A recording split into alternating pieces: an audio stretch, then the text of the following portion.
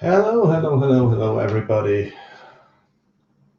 I did not expect that I have time today and even will be at home today at night, but I'm more than happy that I am at home and that we have another Sunday evening chat because it's been a long time. So I thought it's time to have another Sunday evening chat again. So I hope you're all doing well and I hope you had a great week and you're having a great weekend. Hello, Sea Monkey Metals. Hello, Papa Bear. Hello, Stamos Gemes, my friend from Greece. How are you all doing, guys? I hope you're all doing very well.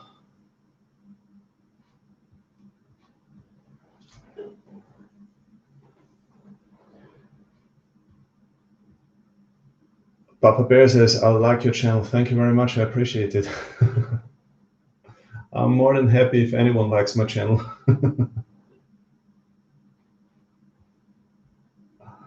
So awesome. Yeah, please. Yes, Stamos Gemes. I had too much work recently. Basically, I've not been at home for more than a few nights during the last 3 or 4 weeks. I've been to Germany, I've been to Czech Republic, and I had a lot of work to do.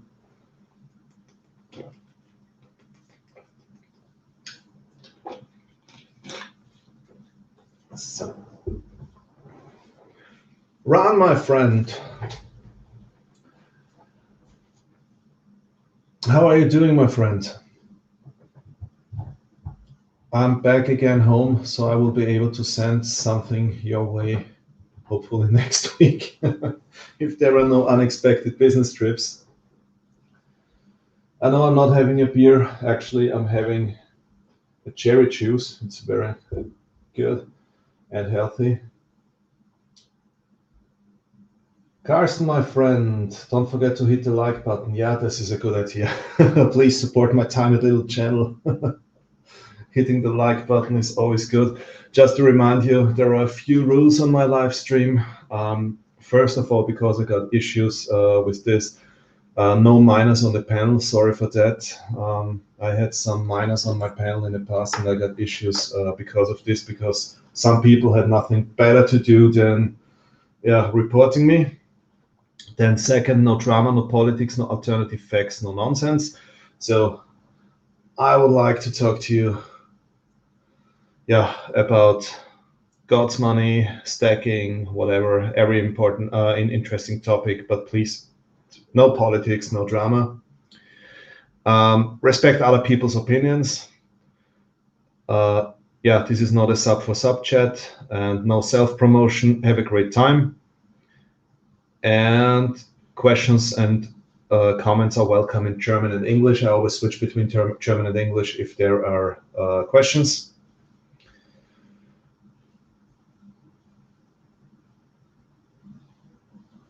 I've saved 1,200, 1,200 euros, but in my island, I don't have a coin shop. Yeah, this is not good. But maybe you have some really good online shops. Yeah, Carsten, I was sure that you're the one who will suggest this. So maybe send it to Carsten. So, how many people are we already? 6 people already. Wow, that's awesome. I mean, I didn't announce this live stream, nothing. Can someone of you please tell me whether you can hear, whether the sound is okay? Because I'm still struggling with my new microphone. So, do you hear me well? Is the sound okay? I hope so.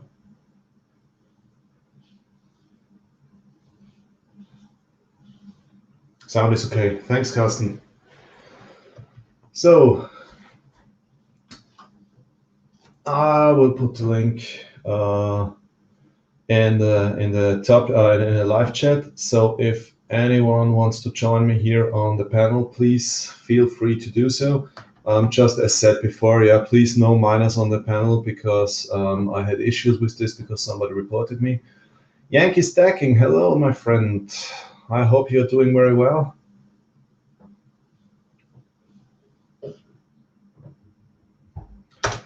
So guys, here you have the link.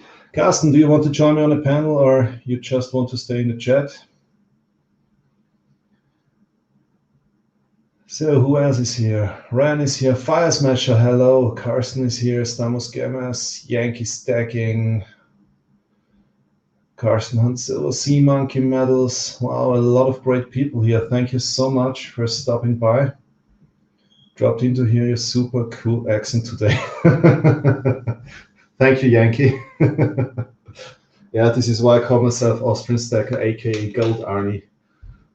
Actually, yeah, Silver Tennifer told me that I sound like Arnie, so I got this nickname from him.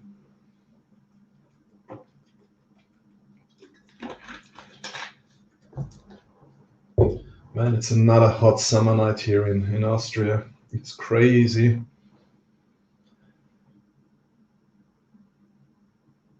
Get to the golden chopper. Yeah, Ran, I was happy. Ran, I sent Ran a link to a German precious metal trader, dealer. He's called. They're called Auragentum, and obviously they had some good offers, and Ran bought some coins from them. So I'm really happy that it worked out for you and that I could help at least one time. My advice was of any help, so I'm really happy about that.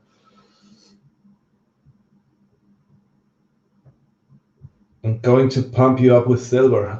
Actually, I still like stacking silver, even if my strategy is more towards gold at the moment, but I still like stacking silver if there are good offers. And of course, I mean, if there is a new American Silver Eagle with American Silver Eagle with a new design, then of course I need to get it because I love American Silver Eagles. You can teach us German in this live. Yeah, I mean, I will do my best. The problem is, I'm from Austria and we speak a very strange kind of German. Carsten, come on, you don't want to join me here on the panel?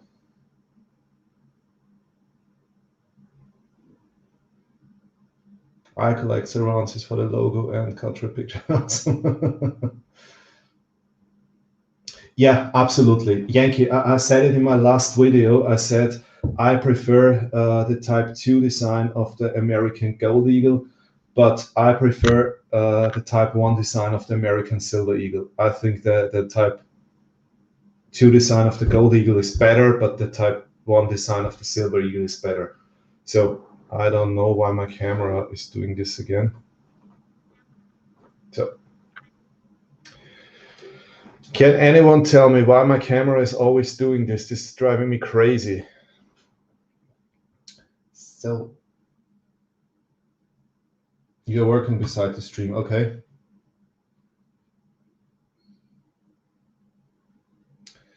So I collected a lump.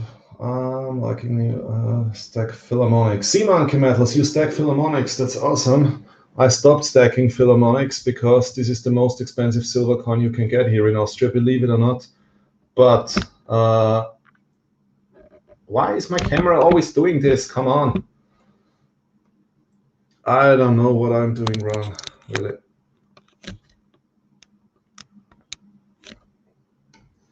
Is it the light or what's the problem?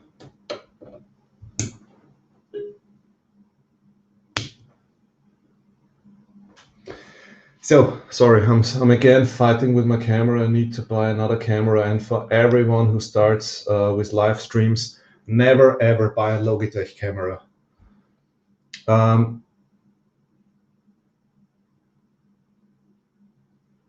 Austrian Stacker, can you make a video melting jewelry, please? No, I cannot because I don't melt jewelry. Yeah, the problem with Philharmonics here in Austria is that we have to pay 20% VAT on silver. And this is the reason why this is not what I wanted to do. And this is the reason why I stopped buying Philharmonics. Good collecting here. So in your notes, I hope you will not ban me from streams now. No, zero. This souvenir Euro banknotes are awesome. Yeah, I have this Yankee. I have this Logitech 5K camera, and it's crazy. Really, I have no idea what I'm doing wrong. Yeah, but I think I need another camera. This is crazy. Look at that. I mean, I don't know what I can do. So maybe it works now. So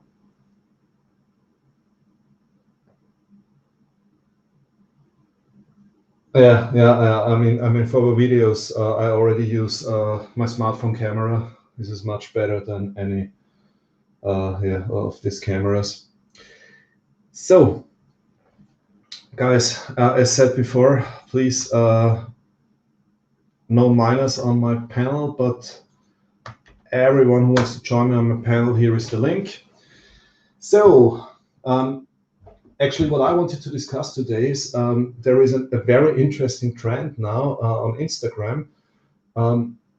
It seems like 50% of the postings from our community are just the daily gold and silver prices. So it's really interesting because at the moment, like I don't know, 10 times a day, I learn what the current gold and silver prices are. Why are people doing this? Oh, here is somebody. DimeBag. Oh, hey, microphone's way the hell over here. There we go. Hey, DimeBag. Hey, how's it going, man? Didn't want you to have to sit there by yourself. Yeah, thank you very much. I mean, I asked several times, but obviously nobody wanted to join me. Actually, the truth is I'm kind of a stream whore, so go ahead and put a stream up, and chances are I'll show up and visit. No, thank you for joining me here on the panel. I see you had some camera issues there, looking at that beautiful stack of silver you got there on the screen. Yeah, I don't know what's going on, but again and again I'm fighting with my Logitech camera. I don't know what's wrong, but maybe I should. Yeah, I should do it with my iPhone. Well, there's, what you really need is kind of the ability to do manual focus. There's only a few cameras I know that really do a good job of quick, close focus for coins and stuff, and they're pretty expensive for the most part. But with a fixed lens, focal length, and the kind of things that come with most web cameras, it's a little bit hard to get a good picture, I think. Definitely the focus is a problem. Everybody has a problem with focus. Yeah, that's right. But I'm too stupid to solve this issue, to be honest. Want to help that down a couple? All right, we'll see if that helps. I've just reduced a couple of things and turned another couple of things up. So with regards to double tone from CarstenHuntzSilver, thanks, Karsten. I have a friend named Karsten, years ago. Karsten Gorsha. You know CarstenHuntzSilver? He's a great guy. He's from Hamburg. He's on so I can make sure I hear you guys good, though. So I found out something cool about my camera recently, the camera that I use, and it makes me really happy. So I'm going to share it with you because maybe it'll make you happier. I don't know. Now, when you're doing a stream now, obviously you're using StreamYard, but do you use OBS as well or strictly StreamYard? No, I just use StreamYard. I just started. I mean, this is my 5th live stream, so. Cool. And chances are you'll progress into StreamYard is really easy to use at a basic level to give you other things that you wouldn't otherwise have, like the ability to switch some camera scenes like I am right now and frame things the way you like. So chances are you'll want to move there. But in the end, what I'm doing for cameras that I want to share with you is that the OBS has there's a download for your cell phone called OBS Studio DroidCam OBS. That's the one I'm thinking of, and that's what I'm using here. Now, you can use it for free, and it has a small watermark on it. But I gave him like $8, and that allowed me to use it on as many devices as I want. The beautiful thing about it is on my Samsung S10, they just gave me manual focus. And it wasn't there before. So now I can pull focus, and if I don't like it, I can just fix it. And that is so cool for this. So it's called DroidCam OBS. It's for not Apple phones, for Android phones. And you download a plugin into OBS Studio, and it lets you just... I'm using it wirelessly. It's just so easy to use. So, yeah, I'm really happy with it. Now, for my face, for this here shot, that's a crappy webcam. I don't care, right? Like, it's good enough. But I did want something nice for the coins. Now, I still don't have a scope where I can really get in there, but I'll show you how close I can get in there. Wow, that's cool. That's as far as I can get. Now I could crop it using the OBS Studio program, but without cropping it at all.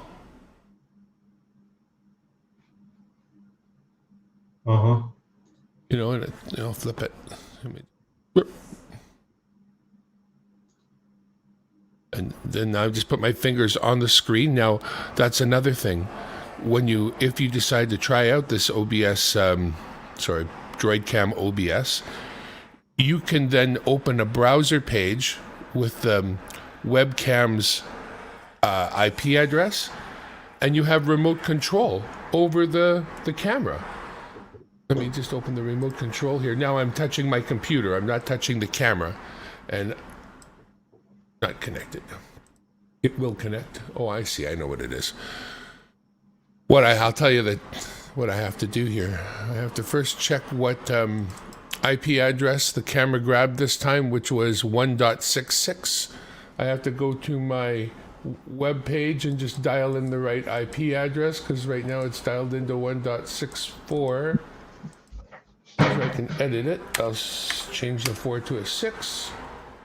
I didn't edit. Come on. What's going on here?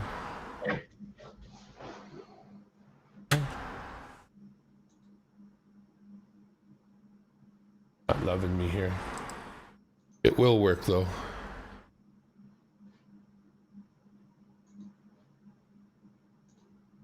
Not that hard to deal with either. It's just me.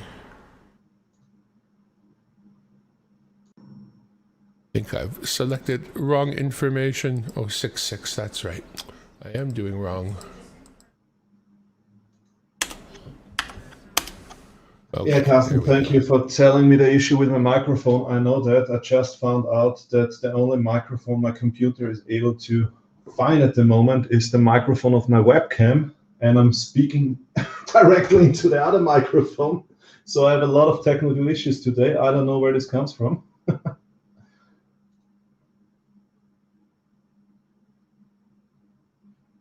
But I'm working on it. Well, when you're not using the webcam microphone, which microphone would you have been using? I have a condenser microphone. Yes. So it's a really good one, but I don't know why my computer it's the first time that this happens now. I don't know what my computer is doing today. Does your condenser microphone, is it a USB type, or does it plug into the microphone plug? How do you use it? USB. Cool. I would unplug it and plug it into a different USB plug. On a typical desktop computer, there are multiple USB controllers as well, and you may find that it even works better in one USB plug over another, even though there's not supposed to be any difference. Depending on how that USB controller is loaded, if one has a bunch of your peripherals on it, if you free up, if you find one that's less busy, it can be worthwhile.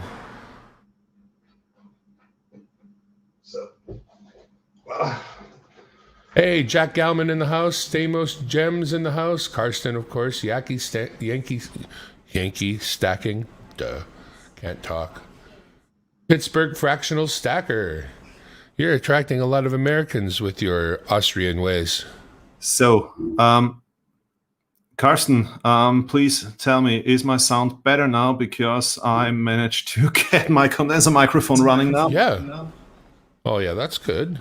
Okay, great. Carsten, what do you think? I'm on a Yeti, man. Nothing wrong with a Yeti. Oh, I am a Yeti. Oh, that's different. A Yeti is a microphone too, so you had me fooled. Yeah, thank you for telling me, Carsten. I had this issue that for whatever reason my computer suddenly decided not to accept my condenser microphone anymore, and I was talking into this microphone, but the computer switched to the other microphone. So, okay, now everything seems to be working. You sound pretty good, but there's a small echo of the room, like the walls are untreated. You might get better sound if you're even closer to your microphone and turn down its gain or its volume some, but you do sound well. You sound good. Okay, so let's But you can hear your room a little bit. Mine, you can hear my open window when the car's driving by, but in your acoustics, you hear the blank. I feel like there are blank walls around you that need to have things on them. No, actually, there are no blank walls here. I have a lot of bookshelves here. I'm sitting in my office, so there should not be an issue. Well, actually, bookshelves are one of the very best things. Yeah, absolutely. So you really want to get technical, stagger your books, pull some out a little bit, stick some in a little bit, and make a random face, and that will help even more. That's the way studios are built. So I hope that works now. But you sound excellent regardless. You can always pick at these things, and you end up picking at these things because you're a perfectionist and you want to be as good as possible. But no, your sound is not an issue at all. German coins and collectibles in the house. Carsten just said, I thought you can't read. Yeah, I'm practicing. So I got Lemonhead Penny sent me this. This is a nice big roll of American pennies, which being a Canadian, I wouldn't get my hands on otherwise. So I don't know when I'm going to open it, but this came in the mail the other day from... want to give a shout out to Lemonhead Penny, who's always supporting and always sending out cool things and has a lot of great giveaways, which this was one of. Yeah, it's always great. I showed it in several of my videos. I have a gift box where I keep all the little gifts I got from community members. A lot of US coins and wheat pennies and all the coins that are very hard to get here in Austria. So I'm always happy if I get such gifts. I have a special box where I keep all of them. That's what she said.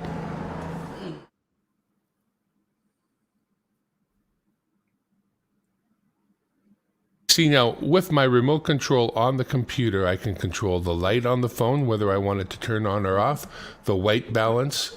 I click on autofocus and I can choose normal, macro, continuous, infinity, and manual. I can do, I don't know what this one does. Exposure. You can change your exposure as well. And then, of course, you have a control over the zoom, and that's all from the computer, and that can be on a tablet and stuff like that too. So, yeah, I know I'm pretty sold on. First, you get used to StreamYard. That's a perfect place to start because that allows you to have a panel and have guests. So you want to do that and learn how to use that regardless, which obviously you're doing well. When you start with OBS, get OBS Studio, not the fancy one, SLOBS, slobs. Don't get StreamYards, the well, SLOBS. Don't get that one. It's got too much junk in it. Start with OBS Studio, very basic. And in the end, it's got a feature called virtual camera, so that everything that you do in it is output as if it's just coming from a webcam and goes directly into StreamYard. You simply select the OBS virtual camera in place of your normal video camera in the StreamYard's list, and then you're doing what I'm doing, which you're going to get there quick because you're going to want to present the best show you can. Hey, make yourself big. That's awesome. We want to check that out. No, Ran just asked if I can show some items from my gift box. Yeah, make them big. Cool. So look at that, Ran. These are all gifts I got from awesome members of our community. This is I gotta say, I got a lot of stuff too, and the thing to do is just be active in people's, live streams and stuff like that, and support them by being there. It's all you really got to do to win things.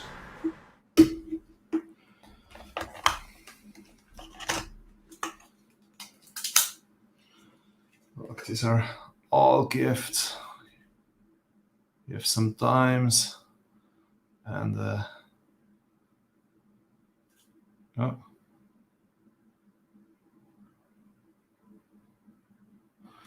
Mr. Kennedy.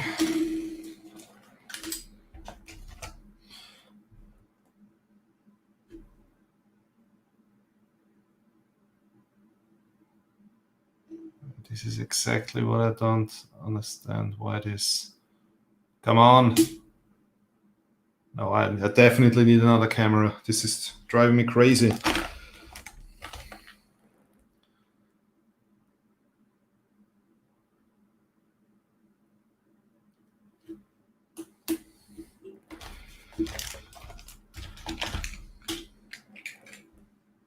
Carsten, do you remember that?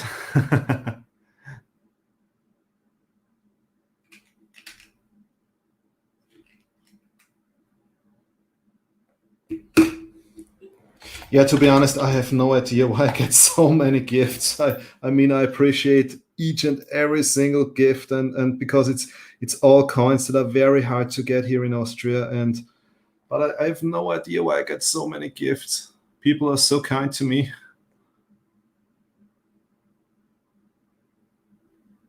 This is from Barbados. I got it from Trident.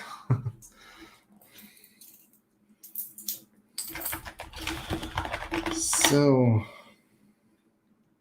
the funny thing is, yeah, I even got Austrian coins as a gift from some people. And this is a coin I've never seen before. I have no idea where it came from. A friend from the US. I have no idea where he got this coin because I've never seen it before. It's always been weird to me when I get Canadian coins from people, because it's like, I can find these. I want to get stuff I can't get no matter what. Look, this is cool. That is neat. Little American flag. Yeah, and I had a full box full with awesome gifts I got from very nice people, and this is something I love. I need to show you. This is a great copper round. I love it.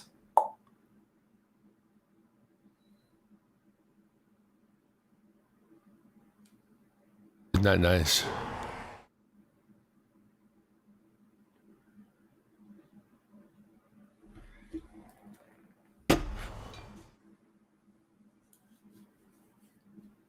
Yeah, Stamos Gamers and German coins and collectibles. I already explained it before.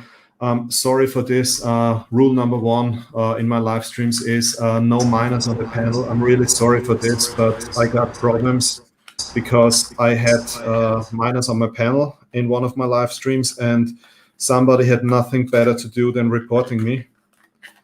And I got issues because of this, and I really want block my channel, or that I get a strike or something. So I'm really sorry for that. Yeah, but yeah, obviously some people have nothing better to do than reporting other people for nothing.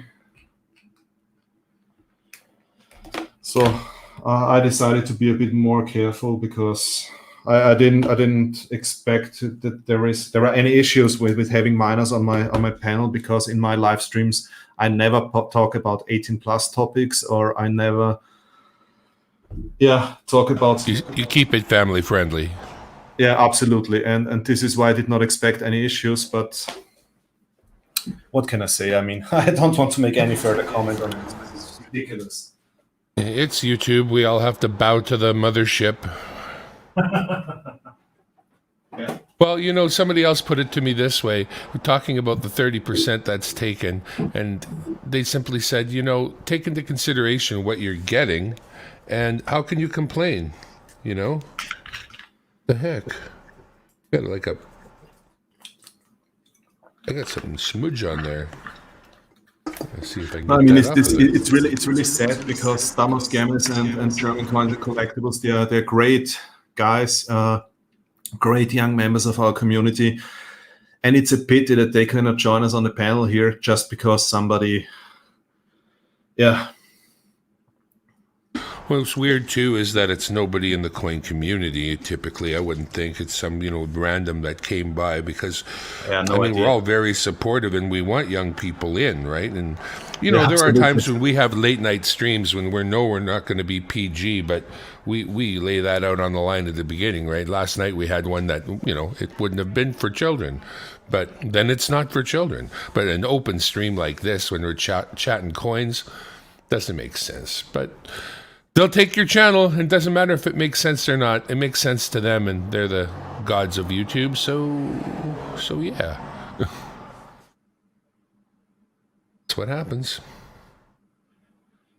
Yeah, no, it's really crazy because I love this community, and I also like that the community supports young stackers and people who are new to stacking and new in the community and so on. And then this, this is. But however, let's talk about something positive. Woohoo! Wow, this also. We're having a really nice day here without a lot of smoke in the air from any close by fires or blazing sunshine. It does look a little bit hazy out there now that I look out, but it's been so much worse on other days that today is a blessing. I'll take the overcast skies and I think it's about, it feels like around 18 or 19 degrees Celsius out there. It's perfect day. Yeah, we also have a perfect sunny day. Just is a bit too hot in Austria at the moment. It's very high humidity and high temperatures, and this is not a good combination. No, how hot? Today we had 34 degrees Celsius. This 34. Is... Yeah, no, I totally know what 34 is, yeah. But you have degrees Celsius in Canada, right? You don't have Fahrenheit. Yes. Yeah. Okay. Well, I can deal with either. I've been trained for both. But yeah, we use typically Celsius. We use kilometers. But this year, where I live, we hit over 40. Wow. Okay, that's hot. The Irish Collector. Hello, my friend. Wow, a lot of great people here. Thank you all for stopping by. I will again post the link. So, guys, what I wanted to ask you is, what you see here is the Type 2 of the American Silver Eagle, the Type 2 design. What's your favorite design? Do you prefer the old design or do you like the new design? And yeah, here is the old design. What do you prefer? This is the one and only one I have. Thank you very much, Popzilla, for, again, the coin community. Like we've been talking about already, you can't show a coin without mentioning the community, and Popzilla sent this to me.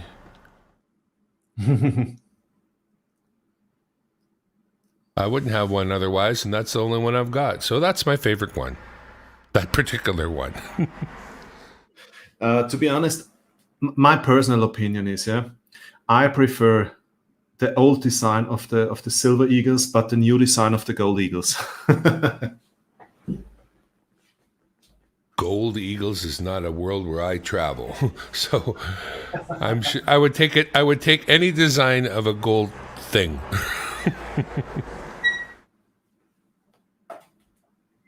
Heck, I like gold pins on my XLR connectors for my microphone. I'm so gold oriented. Yeah, no, I decided someone I want to be my own bank, and yeah, I took basically most of my money from the bank and bought precious metals because this situation with the interest rates and so on, this drives me crazy.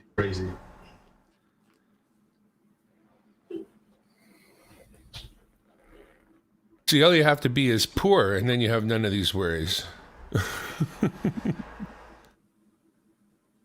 This drives me crazy. I hate this camera, man. I hate this camera. Ooh, ooh, ooh. I hate this camera. Ooh, ooh, ooh. So maybe you need to have a black card that you put on your hand and then put the coin on that, and maybe that will smarten it up. Let's try it with this one. Sadly, it will be a long time till I can be on the panel again. Well,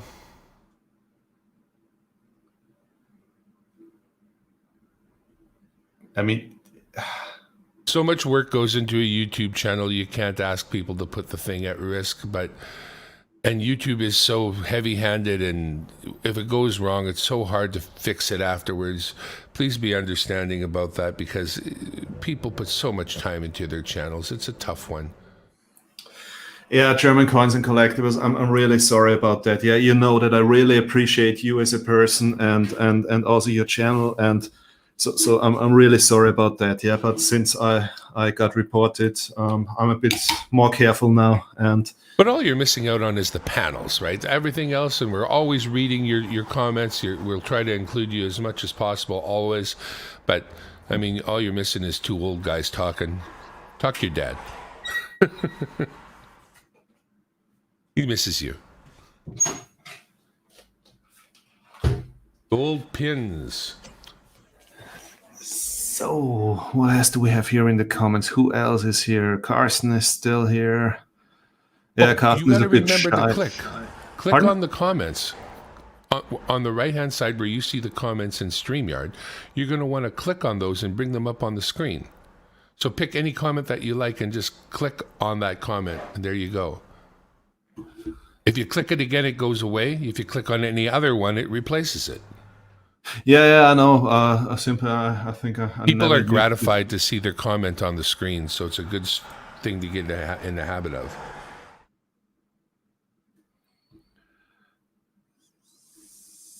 So, yeah, this was the comment I was referring to before. I shall return with coffee. Yeah, thank you for understanding German Coins and Collectibles. Yeah, this is nothing personal. You know, I appreciate you. I appreciate your awesome channel. And yeah, sorry for that, because I want to avoid that I get a strike.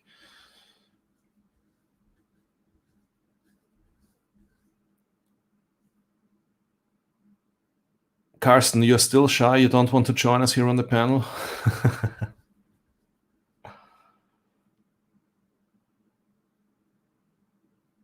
Wow, 12 people already here. That's awesome. Yeah, another topic I wanted to talk about today is I saw a few videos where people were talking about gold prices or silver prices crashing, whatever. And I had a look. I don't know. I don't see gold or silver prices crashing, because whenever they go up and down, it's maybe 1%, 2% maybe. So this is not what I consider a crash. And also what I said before, what's very funny is at the moment, daily, at least 20 people are posting the gold and silver prices.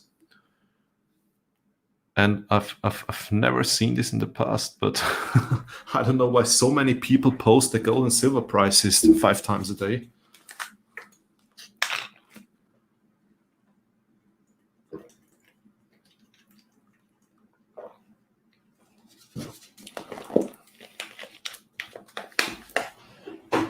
Actually, this is an interesting question by Ran.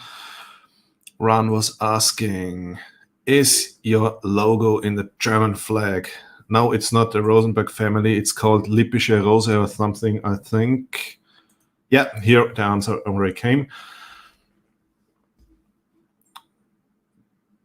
This is a kind of coat of arms or banner or something they use for this area where they are from. Also, Silver 47 used this in his logo. I think this represents the city where both of them were living.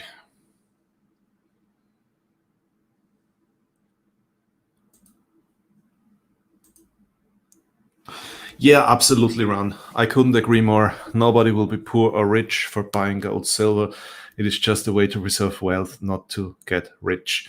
Yeah, this is how I see it.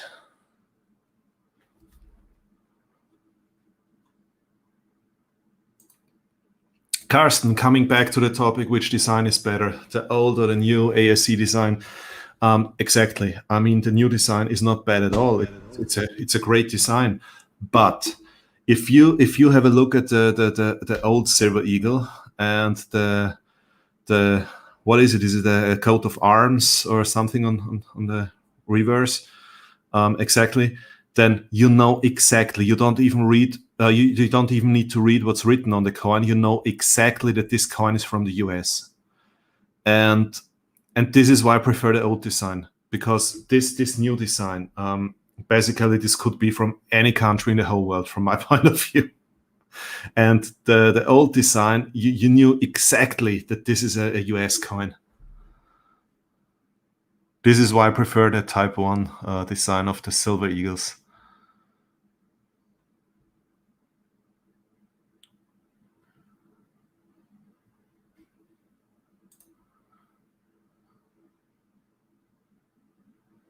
You feel the Canadian coins are as distinctive with their maple leaf? When you see a Canadian coin, you immediately know? Yeah, exactly. I mean, if there's a maple leaf and a queen, you're in the right zone. But it could be Australian, but it can't be Australian with a maple leaf. That's how you know. Yeah, but if you see the maple leaf, I mean, yeah, I like the side of the coin showing the maple leaf better than the other side of the coin. Well, don't worry, we'll get a king soon. Yeah. How long can QE2 last, for Pete's sake? I mean, she's incredible all the years she's gone, but we're inevitably going to get a king. And we'll put him on all the money like we always have. It's just been years since we've done it. Now, I mean, it's an interesting topic, yeah, because the queen is on so many coins of so many different countries. Right? That is Britain's influence on the world, and that's historical. Exactly. That's earned. You know, any country could have done away with the queen by now, and many have. You know, there's no queen on India coins as there was in the past, but Britain's influence on this planet is huge for such a small place in actual land. Yeah, absolutely. I mean, Carsten, no, don't get me wrong. This is not disrespect. Just I think, look, I see it that way. Yeah? A coin tells a lot about the history and the culture of a country. Coins really tell a lot about a country, and yeah, I mean, all the Commonwealth countries, they have the queen on it, but does the queen really represent Canada and its culture? Does the queen represent Australia and its culture? I'm not sure about that. This is not disrespect, yeah, but yeah, I think they should have something on their coin that is more representative for their countries and their culture. This is my personal point of view. In Canada, there's no way to pick out a single culture unless you're going to go with the Aboriginal culture that was here before us, because today Canada is every single culture. There is no single culture of Canada other than the Aboriginal. Okay. So we all get behind the inanimate object as the maple leaf or the beaver or whatever, and we hope that those who have come from other countries don't bring their squabbles here. Come here, be Canadian, and leave your problems behind. Unfortunately, not always. Yeah, I think this is what every country would like, where a lot of people are immigrating. Oh, right now we've got so many people trying to get the heck out of different places in the world. I mean, are you in a country that takes those people in and tries to help them, or are you in a country that says no, go somewhere else, die elsewhere? Yeah, this is an interesting topic. I mean, Austria is also a country. I mean, traditionally, yeah, we always we are always a country where a lot of people immigrated, and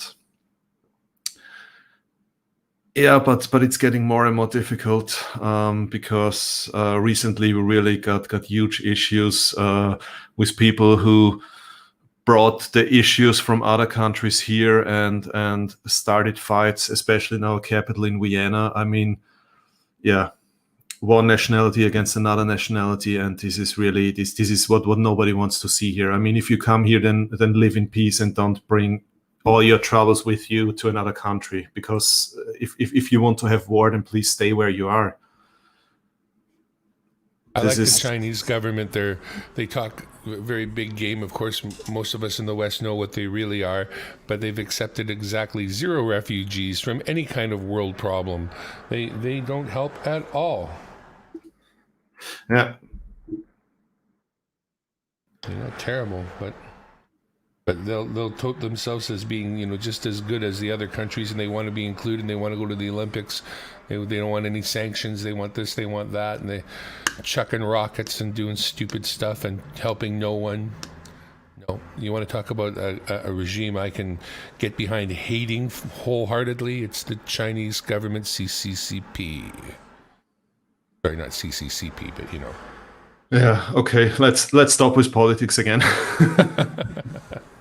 I mean, Carsten already said it. Yeah, no politics, please. No, I mean, it was just. It's actually not politics. It's just. I see that this will cause major issues in the whole European Union in the future. But anyway, this is not the right channel for discussing these topics. I've always thought that Europe would be a neat place to live, just the fact that it doesn't take that long to maybe go to a new country and visit with, a new group of people. Here in Canada, I mean, British Columbia is pretty big, and when I start driving, I don't have no choice to go only east, because west is the ocean, and you cross into Alberta, the next province over, that's no culture shock really at all. They're a little more country there, but that's because they're not near the ocean. They're, a little landlocked. And you move into Saskatchewan, well, it's all flat there. So you're surprising that you find farmers, and same with Manitoba. Then when you finally get over to Ontario, I mean, there's not a lot of change. I mean, there's change, but you get into Montreal, you're talking about French Canada, and when you get further to the farthest east, you've got New Brunswick, which is a bastion of French Canada, and the island there, New Brunswick and Nova Scotia and Newfoundland. But still, you've gone many thousands of miles and you're still in Canada. And if you were to do that where you live, you'd definitely be in a different country. There's no two ways about that. Yeah, hey, I mean, this is a great thing here in Europe. I mean, just the last 3 weeks, I've been to Germany, I've been to Czech Republic. This is one of the things that's great here in Europe. Yeah, you can travel wherever you want, and you're quickly in other countries, and so on. Yeah, this is a thing I absolutely love here. And what I also love is this is one of the good things with the European Union. We don't have borders anymore. Yeah, so actually you can travel through whole Europe without showing your passport one time. When I grew up, we used to be able to go down to the States just like that. I live within 10 minutes of the U.S. border. I'll be right back. We would go down just to get bread and cheese and milk and visit and go to the little beach that was just stateside. But ever since 9/11, you had to have all the formalities that go along with border crossing. Now it's like, well, is it worth even bothering, So a lot of those trips that would have been very casually done. And now with COVID, we're still locked down. The borders are not open. Yeah, we had this situation for more than 1 year. Yeah, that the borders there were border controls again and so on. But now recently it got much better. But we are afraid that I think latest October we'll have the next lockdown because the incidences are going up and up and up, and yeah, so I think it would probably be best. I think we're rushing a little bit because we would like to be back to normal. I think that people get some sort of a mental thing in their head that, well, it's been a whole year. Well, COVID doesn't care about a year, so I don't think we should rush. I would like to see less opening than more. I would like to try to see more opening for businesses with, certain concerns being, addressed, because businesses can't take this, but reducing our travel and stuff like that's probably still a pretty good idea. Hello, Austrian DimeBag. How are you today? Hey, Dutchie, my friend. Good to hear you again. We didn't talk for quite a long time, huh? Yeah, for ages. Yeah, no, I was traveling a lot, and then yesterday I thought, wow, I didn't talk to you for quite a long time, so I thought I sent you a message. Yeah, nice. Yeah, good to see all good people here. CarstenHuntzSilver, German coins, DimeBag run so far away. Who's a stacker? Yeah, all the awesome people meet here, huh? Some people I don't know. Who's a stacker? I don't know. Also a great guy, great channel. I've been, it's a long time I've been on YouTube. So there's a couple of new people. You know, Dachi, whenever I make a new video, yeah, at least 20 people are asking me, how is Dachi? Do you know anything? How is Dachi doing? Oh, really? Yeah, people miss you, my friend. Yeah, it's good to hear. I'm still famous. or at least they try to be polite. You're getting famous and infamous confused.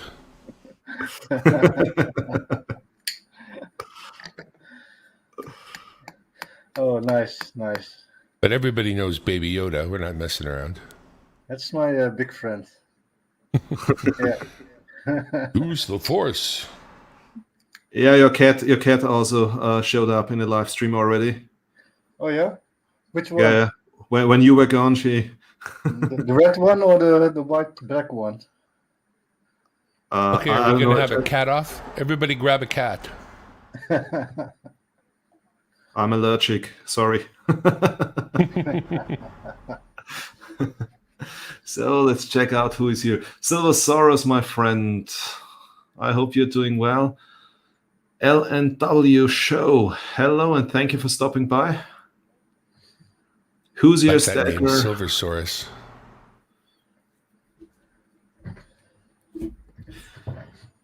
Yeah, I like Silver Soros and his dinosaur coin collection.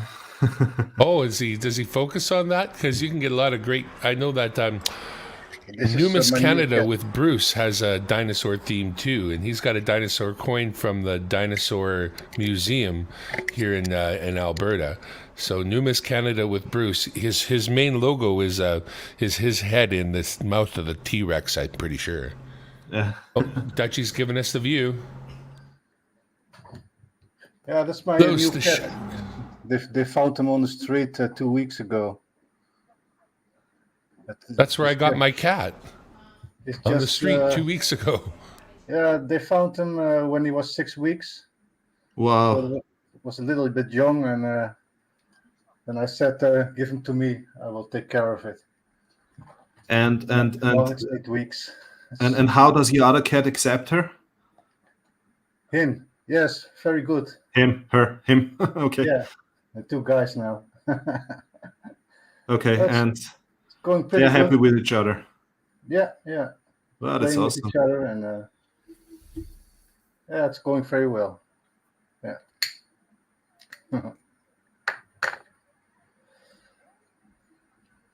I've been So trying. I see you have the new American Eagle already in.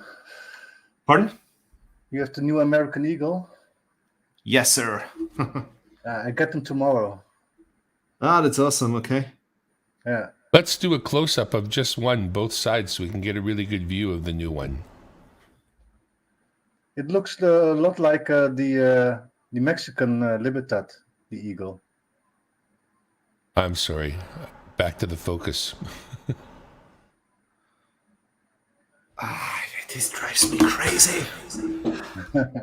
Looks like you got quite a few there, though. You did all right. Did you order them all in the capsules, or did you get them and then place them? No. I bought the tube and then I put all of them into capsules.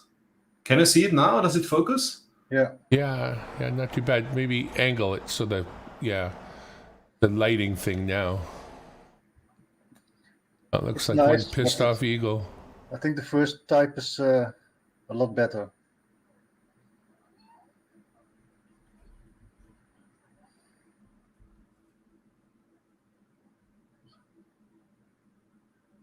That's very similar.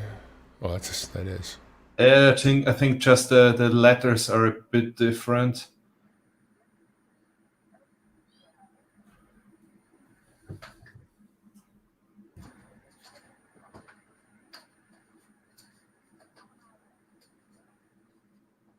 Yeah, the big crest in the middle of the bird is a giveaway on the old style one. You can't, that looks so very American. Mind you, anytime I see an eagle, I tend to think of America, but here in British Columbia, they fly around like they're the local bird, so...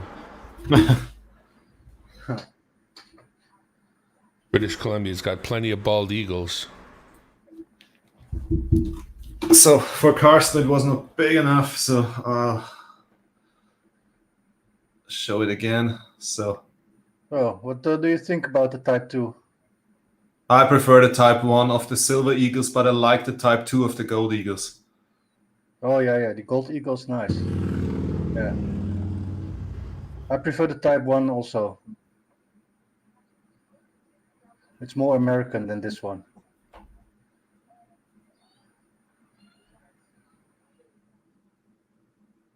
That should have a couple of shotguns and a pickup truck on it.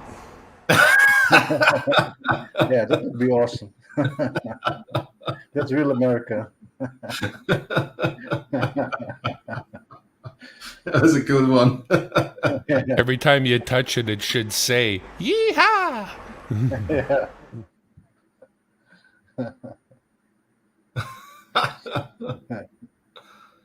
No, I mean it's really a great design, yeah. But I still prefer the Type 1 silver eagles. But it reminds me of the Libertad, the Mexican Libertad. The eagle is in that position, same as the Libertad, almost. Yeah. Well, as soon as somebody sends me a new one, I'll have an opinion. I'll form my opinion strongly. Until then, this is my favorite one because it's the only one.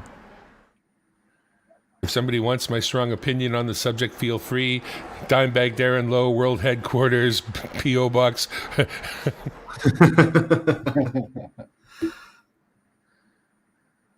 The price is good now from silver to buy. Yeah, she's dropped like a rock. Yeah. A little bit. Good time to Who's buy. your stacker says E. Who's your stacker? A. You're not happy with something, or? Take off, eh? You Hoosier? Take off, eh, you Hoosier? Canada, we say Hoser, eh? Take off. Who's a stack? Where you come from? Hoosier state. That's one of the American states what's got sports teams that they call the Hoosiers. Now, I can't remember which state it is, though. Fusion. That's what the maple can say. I don't get it. Yeah, I'm lost in translation now. You're I'm Canadian? supposed to understand and don't. Oh, the maple can say take off, eh? Whereas the Indiana. Right. Indiana, the Hoosier state. That's what they call their sports team at the college level. I think the Indiana Hoosiers and the basketball team and all of that. They're quite successful. Okay. I'm not so familiar with American sports and Canadian sports. What is it? What sports are you familiar with? How about F1 car racing? Only Dutch football.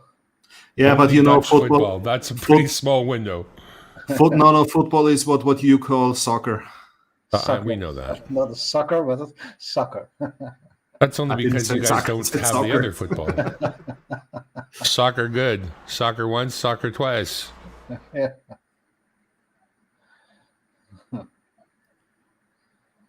No, soccer is very popular here in Europe. I mean, we still call it football.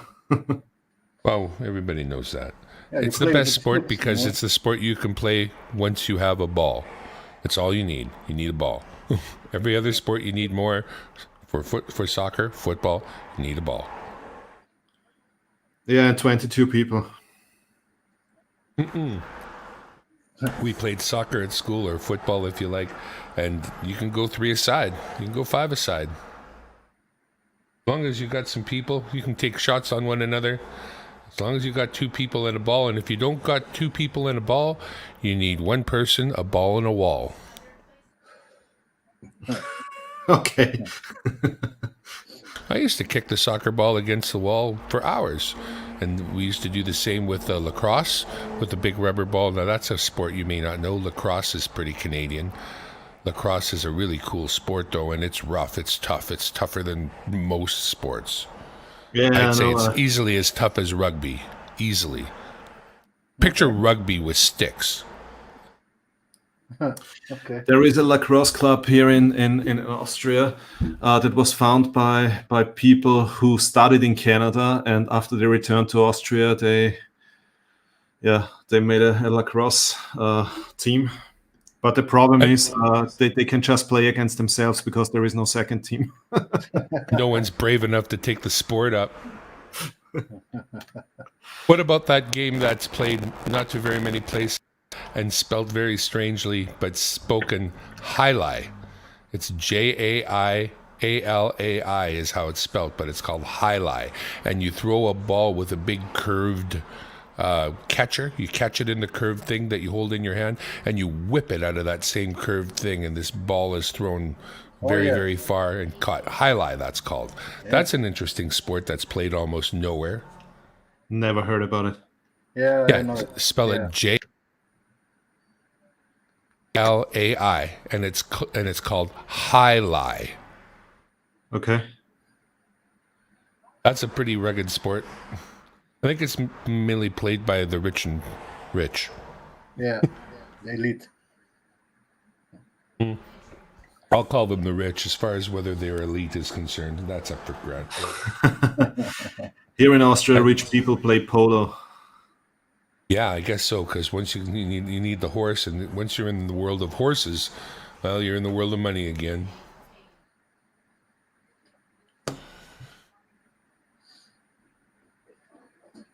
This is a interesting coin to me, but it's also not very indicative of any kind of value. I don't think it has. I think it must be just a commemorative or something. But it's Queen Elizabeth, 1977. But it doesn't mention in a money amount or anything, so I'm not really sure what this is. Lifting beers. CarstenHuntzSilver. That's a nice sport. Pint curling. So Rand just ask, what is your favorite old silver coin that was in circulation in a country? I can show you. It's exactly. Pardon me.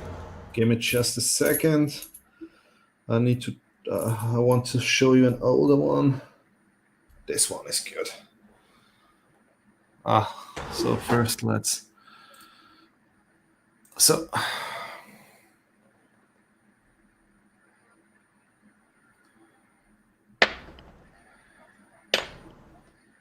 this is an old 1 crown coin from Austria. And this was a coin, this was legal tender here in Austria, in the Austro-Hungarian Empire.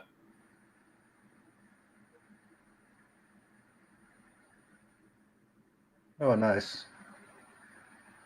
But he meant, do you prefer old coins or generic rounds? If I prefer old coins or? Yeah, that's what. Yeah, of course. Here is another one from 1895. Just a second ago it works. Now it doesn't work again. Look. Nice. It's good. That's nice.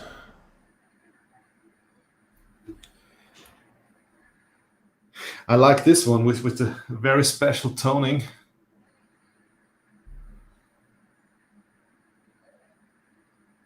Oh, yeah. Yeah, it's nice kind of when it goes black and everything else stands out like that. Yeah. So this is my favorite old coin.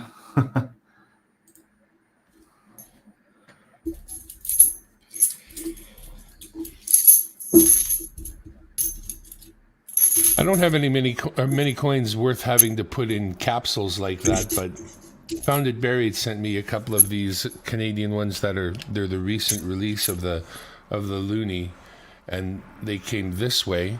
There's apparently a couple of million or so of those, and half as many that are unpainted. So he had some bank rolls of these. So part of the giveaways that he had done were these, and he sent them out in the capsules. So might as well keep them in the capsules and keep them nice. Hey, Sterling Cannabis. How are you? Sterling, hey. He's just chasing who's your stacker around. So.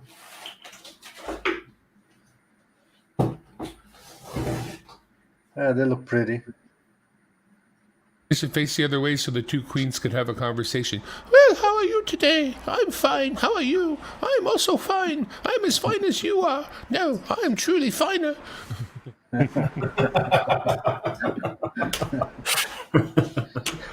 Sterling Cannabis, hey brother, how are you doing? Do I need to call Coin Chan KG. Wow, this is awesome. So many great people here. Sterling, I really like your silver pours. I always love when people to watch when videos where people show how they are pouring silver. I really like this, and one day if I have enough time I will also start pouring silver.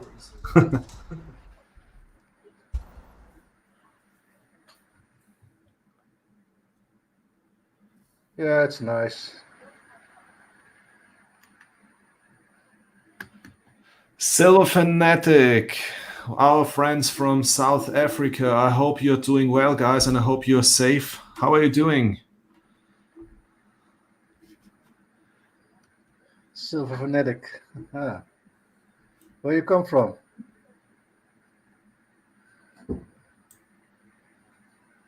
Yeah, buying a furnace is for sure a great thing, Carsten. Who's your stacker says, I actually got up early enough to sit in on your live. I need to check what's the time now in Indiana. I have no idea. In Austria, it's 8:30 p.m. Time Indiana. It's 2:30 p.m. Okay.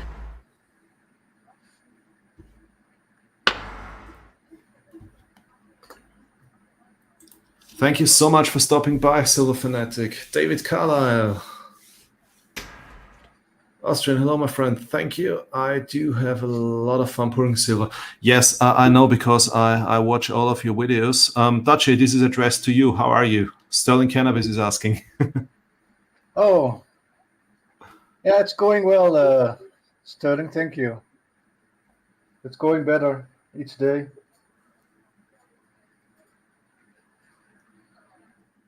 Thank you. Andrew Cooper. Hi, how are you doing, my friend? Wow, this is why I love this community so much. I mean, have a look at the chat. I mean, there are people from all over the world. We have South Africa, we have the USA, we have Canada, we have at least, I counted 5 different countries from Europe. This is so awesome. This is why I really like and enjoy the community.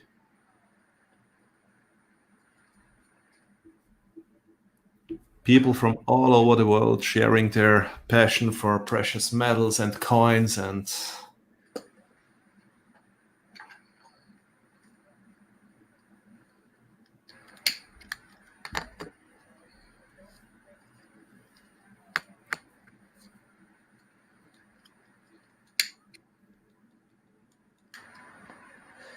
So what's the topic of today? Actually, we already had a lot of different topics, but the question I asked already 2 times, and it's now the 3rd time, was not answered. Why did a lot of people recently start to post again and again and again, especially on Instagram, the daily silver and gold prices? Why are people doing this? I mean, I think all of us have the Kitco app on the mobile phone. So everybody knows the gold and silver prices, but why are so many people posting at least 5 times a day the gold and silver prices? Maybe they're excited about the silver price now because it's so low. I don't know. Maybe they were expecting a drop when friends of theirs thought it was going to go up, and now they're gloating.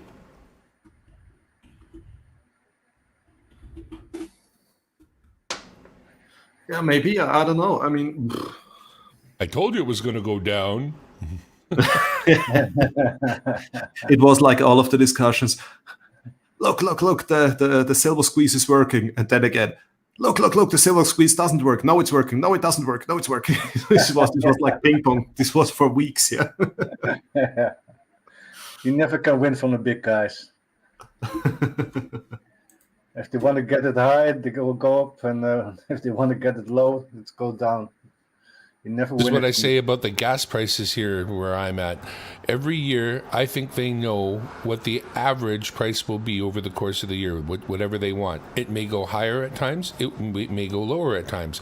But at the beginning of the year, they know what the average will be at the end of the year, and they make sure that it is that.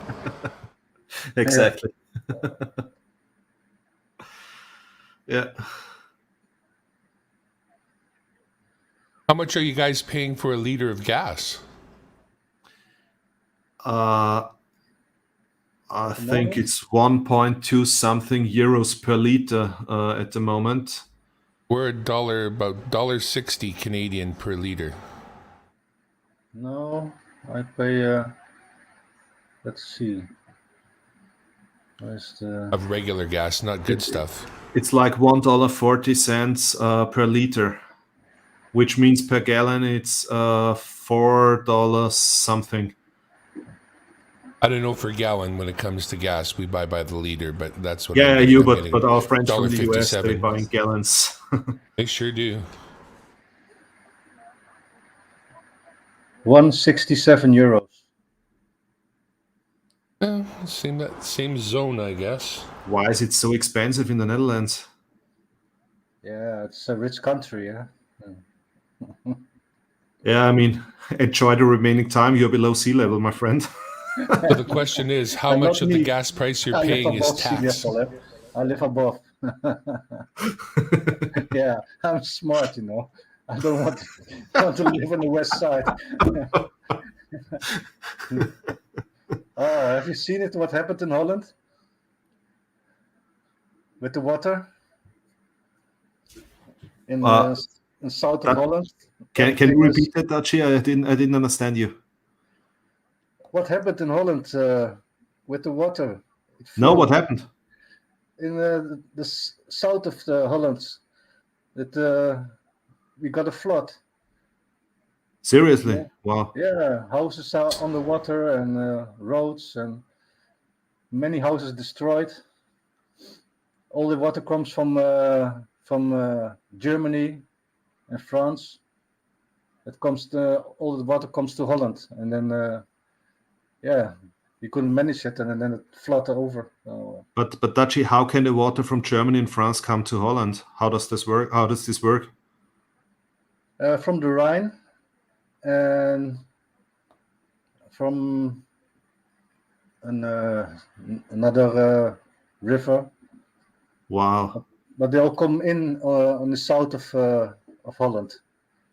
Okay, so it's all coming up now. Okay, understand. Yeah, all the water that comes in Holland, eh? Yeah, we had the same. First, it was in Germany and Switzerland, and then it came down Danube River to Austria, and but it was not so bad here in Austria like it was in Germany. In Germany, basically, thousands of people lost their houses, and it was crazy. In Germany, yeah. So in Holland also. And then in Germany, there were several deaths. In Holland, I think not so many deaths as in Germany, but also 5-6 dead people. Wow. Not so much as in Germany. Germany was over 100 people dying. Yeah, I think already almost 200 or something. It was. Yeah, it could be. Yeah. I mean, imagine this happens to you. I mean, you're working your whole life for a small house, and then everything is gone within hours. Yeah. What? Yeah. What? Not in hours. It was in minutes. Yeah, absolutely. It started We raining. were talking about fires before and how hot it had been. There's a town, or there was a town here, and it was always the hottest, like temperature-wise, each summer. And this year, it just burned to the ground. The whole town just gone. Yeah, I've seen on the news. Yeah,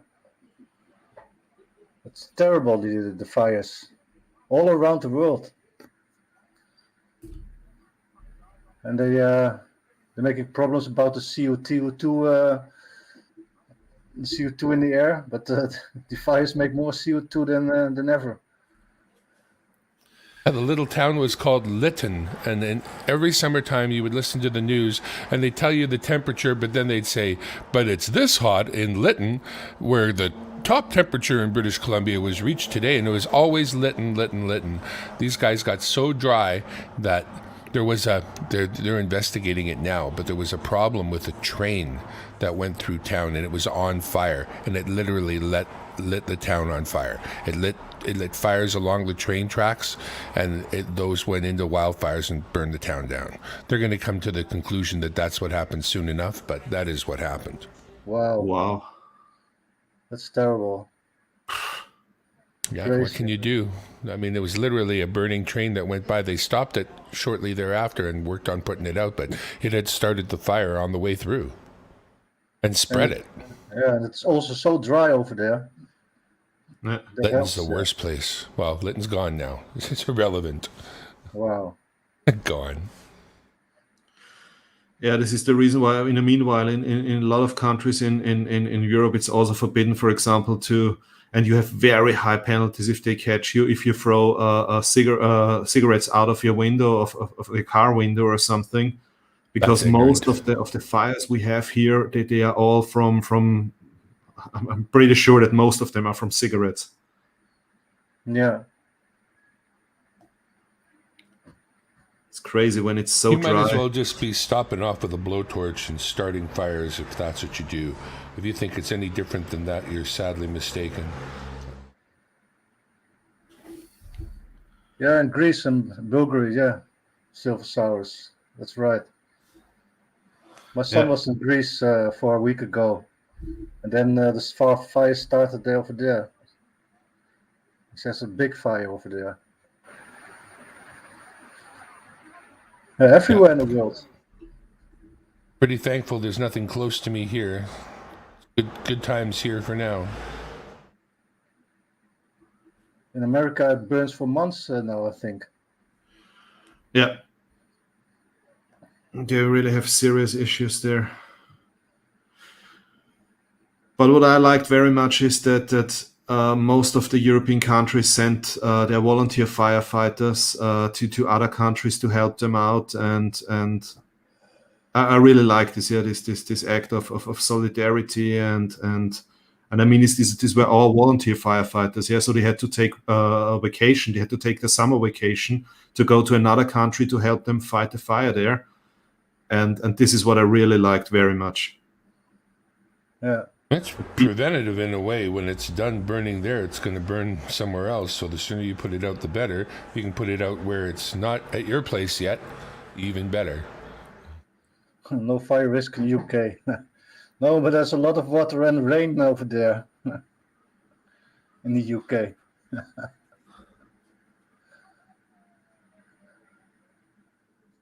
I'm glad I live above sea level.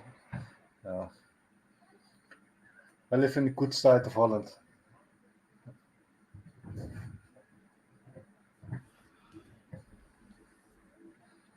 Silver Fanatic, how is the situation now in South Africa? I hope you guys are safe there.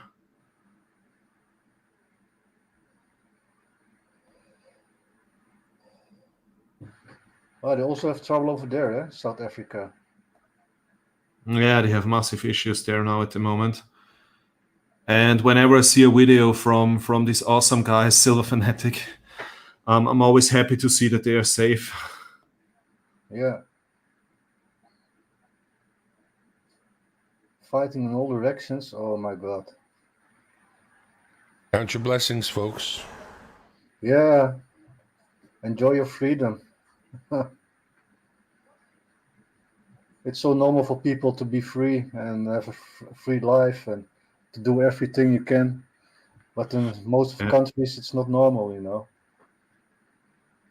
Yeah, this is a discussion I had with the son of a friend of mine recently, where he said, "Yeah, we don't need to worry because Europe is safe. We don't have any wars." I said, "Pooh." It's the first time in our history that we didn't have a war all over Europe in 70 years. This never happened before, yeah. And the Yugoslavian war is not so long ago. I said, so please, this is something we need to work on. Yeah, this is not given. This is not a fait accompli.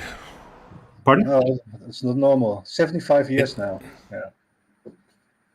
But at the same time, here, blessed living in Canada, I've never known a war on our soil. Never. Yeah. That is something I count. Like, I mean, in every previous years, people I know have gone to war. People have been, in other wars, but our soil has never been, touched. Such a blessing, honestly. But gives you nothing to metal detect for. Yeah, I mean, this is one of the reasons why we are not allowed to metal detect. I mean, actually, we are allowed to detect, but we are not allowed to dig in the ground. Because if you watch something, you just mark it and then report it, or how does that work? No, the problem is, especially around my hometown, there was an old refinery. And, Dutchie, can you turn off the sound, please? The microphone. Sorry. I mute you, okay? So, especially in the area where I was born, there was an old refinery and a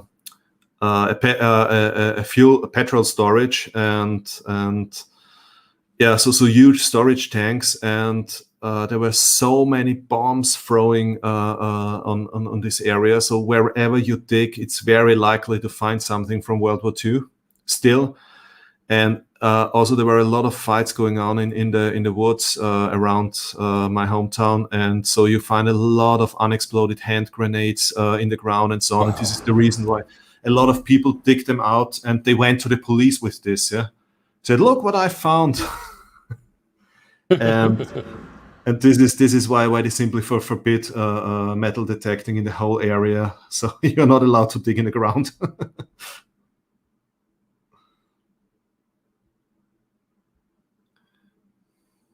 Can't even imagine it, honestly.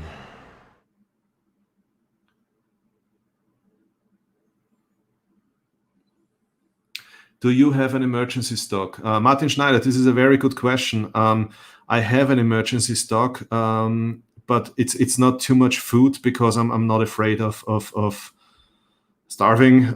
But we always have our cellar full of water. So whenever we go below the water we need for 3 weeks, we buy new water, and we always have enough water in the cellar. And because this is the thing, I think you should really prepare and have water, because if there is a blackout or something, it must not be war or a terroristic act or whatever, or the end of the world, but if there is a blackout, then usually also the water supply breaks down. And this is a scenario that is very likely here in Europe, and this is why I always have enough water at home.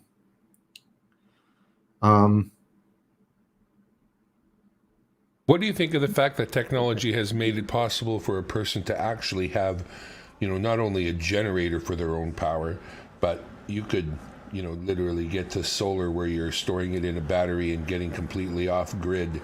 Does that kind of thing appeal to Europeans, getting off grid and being like power self-sufficient?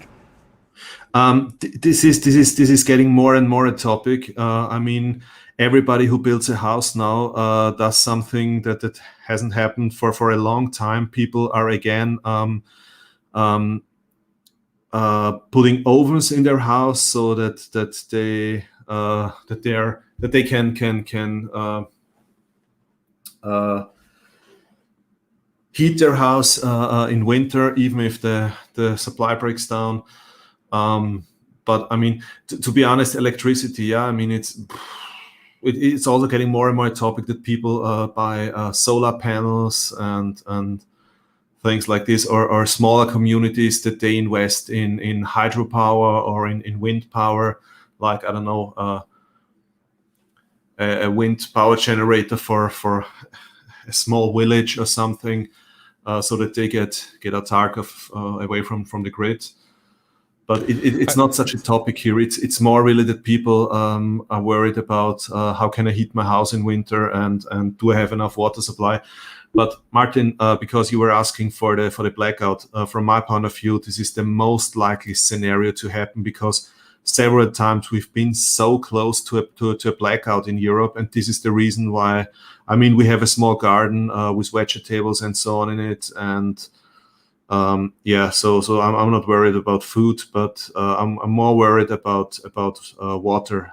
So this is why we always have a lot of water in the basement, and I'm more worried about that. But from my point of view, a blackout is the most likely scenario that can happen here in Europe.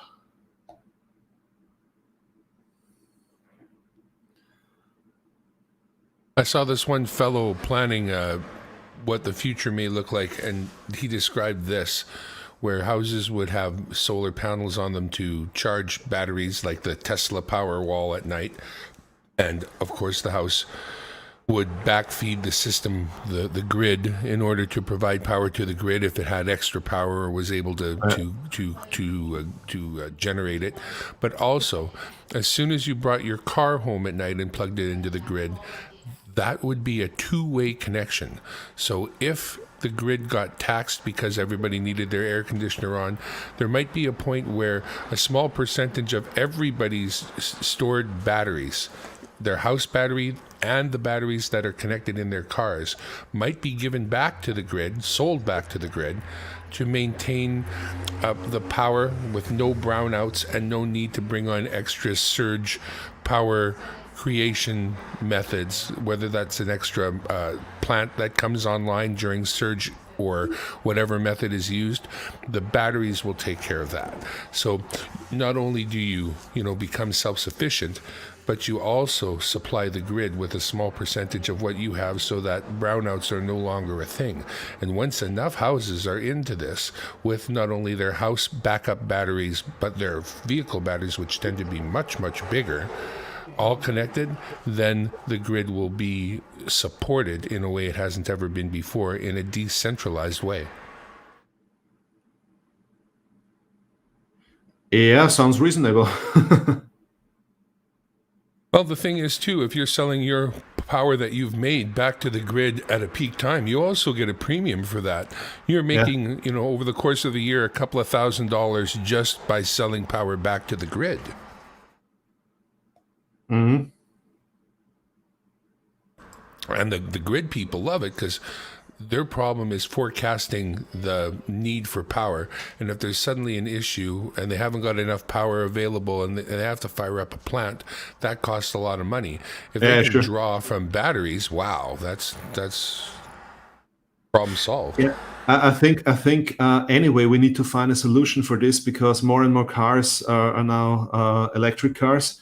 And when you charge the electric cars, you're generating a massive peak. Yeah, it's one of this we call it express charging station. I don't know how you call them in English. For Teslas and all these cars, there are different kinds of stations where you can load up your battery, and we have these ones that are very quick. They're called express charging station, and they are generating a massive peak. This is like 60 houses. Yeah, it's massive. These are massive peaks.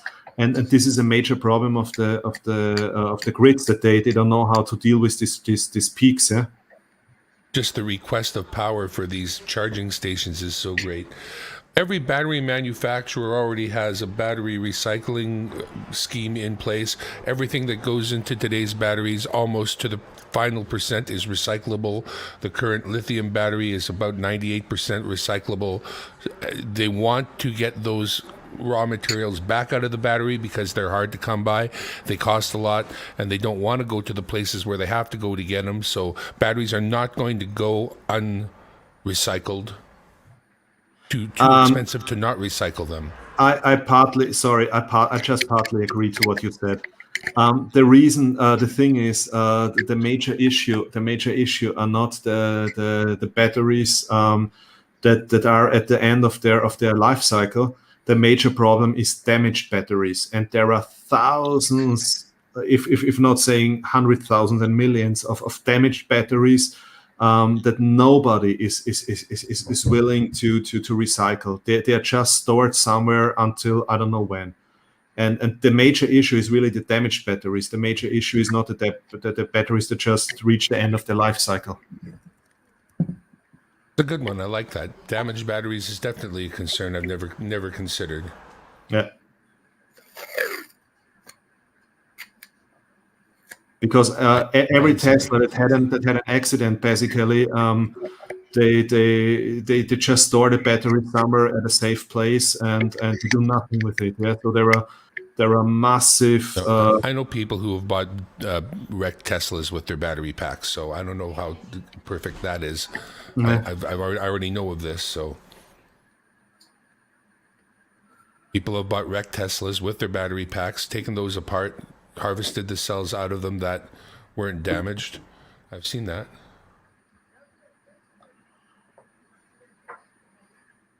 I did see something new about technology of batteries recently, completely different than what I'd run into in the past. I'm trying to find the article about that now, because if it's true at all, then it's pretty interesting, I thought. But it was unusual, this article, and it was something I hadn't heard before. So I'm hoping to find it, just going through my history again. Because if it's BS, then it's just more BS. But if it isn't BS, boy, it's cool. Yeah, but do you really think that, I mean, the batteries like we're using them now for cars and so on, that this will be the future? From my point of view, we will go more into direction fuel cells and hydrogen. Hydrogen could very well be. Batteries today will change. Yeah. Battery technology is going to change. The next step in battery technology will be a big deal. Yeah, what we I got to do is agree. get rid of the cobalt and the lithium, ideally, or as little as possible, which is what they're trying to do now. Batteries have very little cobalt in them when they had a lot more before. Cobalt is one of the things that's really hard to get and troublesome to get. Yeah, I also agree with Silver Fanatic when he says that solar is the future. I think actually this is how it will work. Yeah, that everybody will have his small solar panel on the carport or on the parking garage, and a kind of battery that will store the electricity produced throughout the day, and then you will load your car in the evening or something. I think somehow like that. Yeah. Yeah, in Holland they make new cars. Did you see them? Pardon? In Holland they make new cars. Did you see them? Sorry, please say again, Dutchie. In Holland they make new cars. No, what cars? Cars with solar on the roof and on the motor hood. And there's only one car from Holland I'm interested in. What are you doing if there is no sun? Walking? There's always a little bit of sun. It will always charge. But there's also an electric power unit in the car. Okay. So you can always charge it, you know? Okay. But I still say the only car worth having from there is a Donkervoort. No, it's no Donkervoort. I like those. Oh. But that's a new car in Holland. They built it here in Holland. But to be honest, I think what Hoosier Stacker just wrote, about the prices come down after a breakthrough in battery technology. I think this is a very important thing as well, because it's a discussion I had with a friend of mine. He works for BMW and in the marketing, and we had a discussion about electric cars and so on. And I think, from my point of view, electric cars are still too expensive. A lot of people would love to buy electric cars, but they cannot afford it. And I think this is a major thing. If they want to make this a success story, then the cars need to get much cheaper. Yeah, that's what they're working here in Holland about. Yeah, making cheap cars. Because to be honest, who can afford to buy a Tesla? I mean, I don't know how much costs a Tesla. Let me check how much. But I mean, the first one. I mean, this was crazy. But so Tesla. Okay, so I found the YouTube. I'm not blue, so I'm not going to be able to put the link, but I'm going to put the name of it. If you guys are interested in this, and I think you might be, just to see what it is, it's a little bit clickbaity because it says something stupid. This banned technology could blah, blah, blah.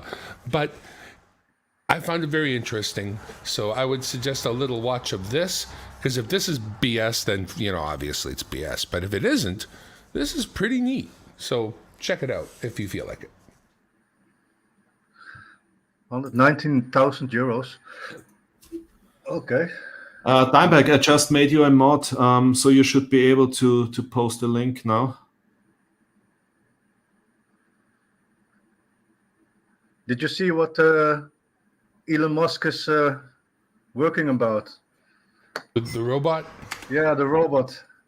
Yeah, might as well, because Boston Dynamics was sold to the Koreans. So the best robot company in the world is not USA anymore. It's totally owned by Kia, or Hyundai, which of the two it is. So we might as well make some new robots. Yeah, it looks pretty cool. He says it's slower, so you can always run away from it. That's how you can get away. No matter what, it's slower than you are. That's what he said. It won't attack you. And if it does, you can run away. Yeah. I hope it can't shoot and it can run away. This article that I'm talking about covers the way to store the hydrogen. And it's revolutionary if it works. Hydrogen storage for hydrogen fuel cell cars has been the issue because, of course, you got a 3,500 PSI tank that is quite heavy and you need to deal with. This does away with the need for the tank entirely and replaces it with something that stores as much as it does and doesn't even weigh as much as the empty tank. Okay. So if it's real, again, I think it's more along the lines of the route we'll need to go. They already have hydrogen cars. Yep. The Mirai is Toyota's. They have buses driving around with hydrogen. We have them too here, but the hydrogen buses. They're lovely. I mean, they work great. And they have big tanks on top that run the length of the bus almost, but those tanks are like a couple 1,000 pounds each. Yeah. Fine for a bus. Yeah, for a bus it's okay, but not for a small car you use in the city. Yeah. But if you're looking at the Ballard fuel cell type of solid state electric generating device, you need to have your hydrogen. This is the answer for how to get the hydrogen, and this revises or gives new life to the whole idea of the fuel cell in my mind. And the Ballard fuel cell, which these fuel cells are based on, I must admit, was invented down the road. So let's go back to the comments for a bit. What do we have here? So now your link worked. I need to save your link. Sorry, guys, give me just a second. Opening new window. Okay. That's the other thing we should be able to do is, like Sterling says, create our own fermented alcohol-based fuels for ourselves. Like, if you've got the plant matter, you should be able to just go ahead and do that, whether you're making something to drink or something to run your car on. Yeah. So what do we have here? Liquid fuel vehicles are the best period, and we will always be able to make liquid fuel. Maybe, maybe not.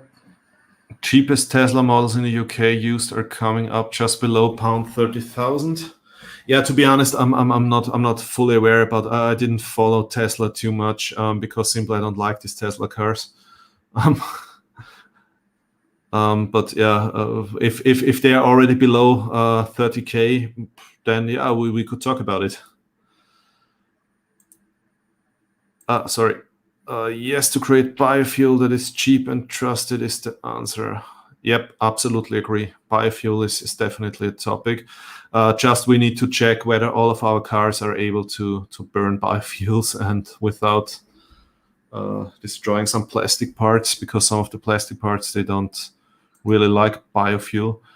Brand new base model 3 coming up, 44K. Okay, yeah, but it's yeah, it's base now. It's base model. It's not. Yeah. Fermentation will give us all the fuel we need.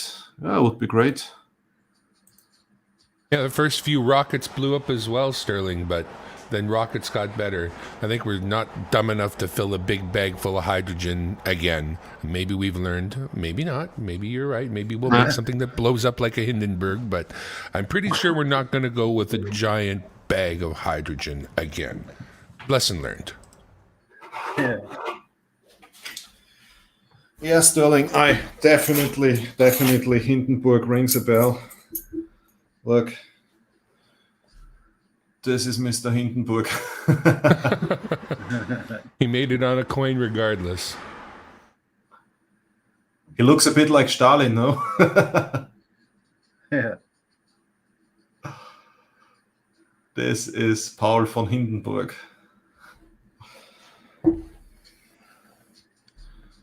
Unfortunately, I cannot show you the other side of the coin because otherwise I would get issues with my video here. If there was no Hindenburg, would there have been a band called Led Zeppelin? I can show you this coin because there is no swastika on it. So I can show you this one.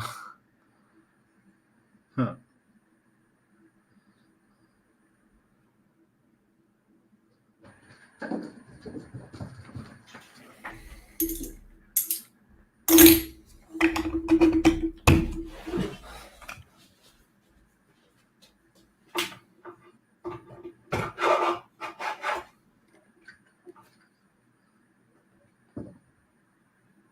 Zed Zeppelin is my favorite band, man. Led Zeppelin, yeah. No, Zed Zeppelin. Zed Zeppelin. That's my favorite thing to shout out at the bar when the band is playing. Zed Zeppelin.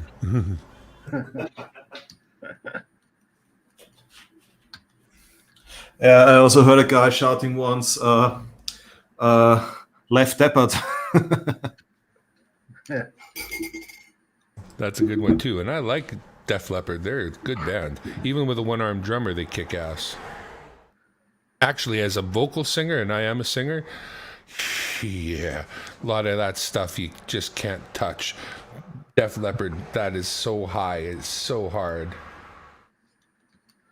In 50 years, My band wanted me to do Photograph. That is not easy. Don't like it. Maybe in about 20 years we have nuclear-powered our cars. Back to the Future. Yeah, Back to the Future. Well, I doubt we would ever go to the cars. I could see more nuclear plants going up as they have changed in design a lot, and those ones that are based on the salt or whatever that can't really run amok. Not like the Fukushimas of the world. The CANDU reactor that Canada designed many years ago is a one that does not self-sustain. So, there are better reactor designs out there for sure than the ones that we've had trouble with, both Fukushima and our USSR Chernobyl version. But, I like the idea. Well, here in British Columbia, we're blessed with so many rivers to dam and whatnot that we get a lot of hydroelectric. A lot. Most of our power is hydroelectric, so our power same in is Austria. super clean. Same in Austria. Yeah. That's the best way. There's no better way than hydroelectric. I'm sorry for the people whose land needs to be flooded to make a dam. That's how dams work. It's a bit of a trade-off, but there is no better power. There's just other than solar. Yeah, absolutely agree. Absolutely agree. In Holland, we're going to build a new nuclear plant. But what I don't understand is why they still build these nuclear plants. I mean, why don't you build atomic power plant or nuclear power plants with salt? How is it called in English? With salt reactors. Yeah, salt reactors. I don't get it. They should, because that's the non-self-sustaining reaction that makes these things somewhat safer. Molten salt reactor, it's called in English. Molten salt reactor. The one that needs to be. I don't know. They cost a lot more to make, probably. That's probably why the issue. It must cost more. Billionaires aren't interested in wasting their precious money on us. No. Yeah, so true. A good night, German coins. Sleep well. Sleep well, my friend. Thank you for stopping by. Oh, that's a nice one, Austrian. That's a pro version. It's a very old one. It's from 1989. Wow. I bought it when I've been to Moscow. Okay. Looks perfect. But MS-70? 69. 69, also good. Almost perfect.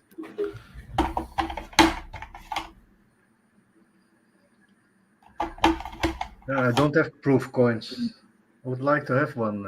I just have a few because I'm not a collector, and most of them are presents. Just a very few I bought on my own. This is one of Nicely my favorite. slabbed.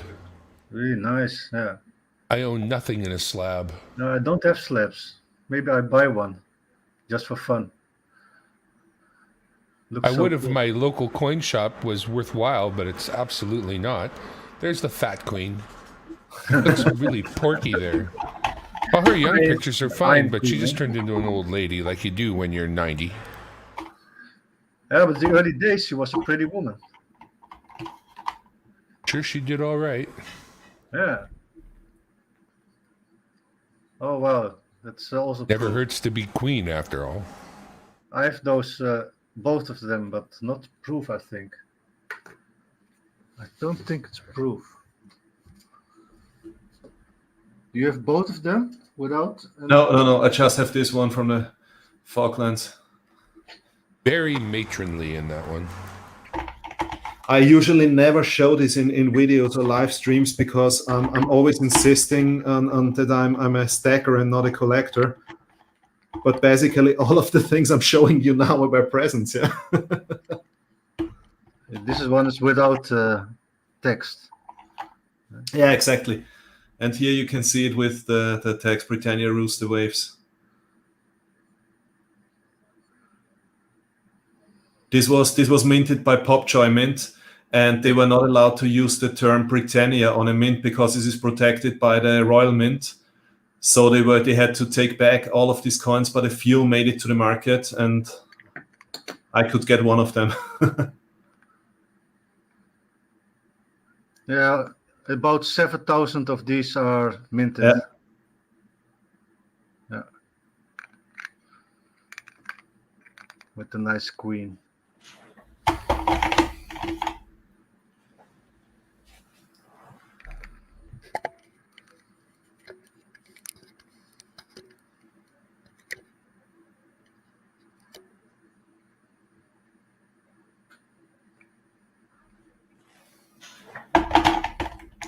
And then I have a lot of slabbed MS-70 Silver Eagles. They were all presents. Oh, wow. Yeah, one of my best friends is from Nevada. And no, Arizona. Sorry, Arizona. He's from Arizona. and I always get slapped American Eagles from him. I don't know why, but I like it. I need a friend like that.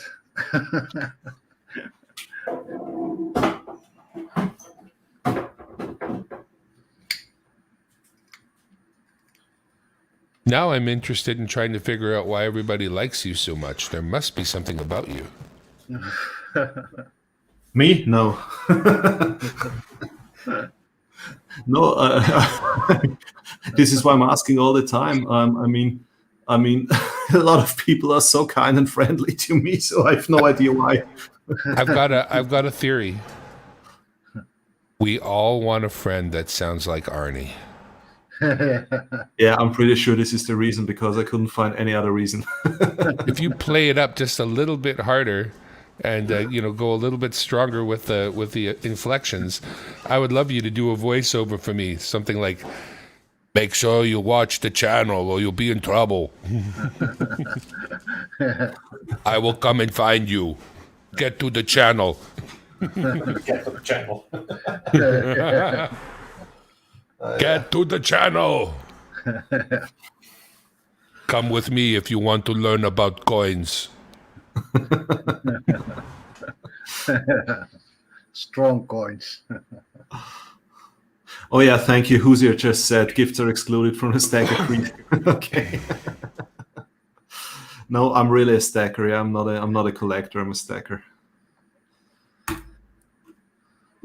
We are here to pump up your stack. To pump up your stack. Beautiful. That's cool. Yeah. Carsten, come on, yeah. I mean, you sound like Boris Becker when you talk English, yeah.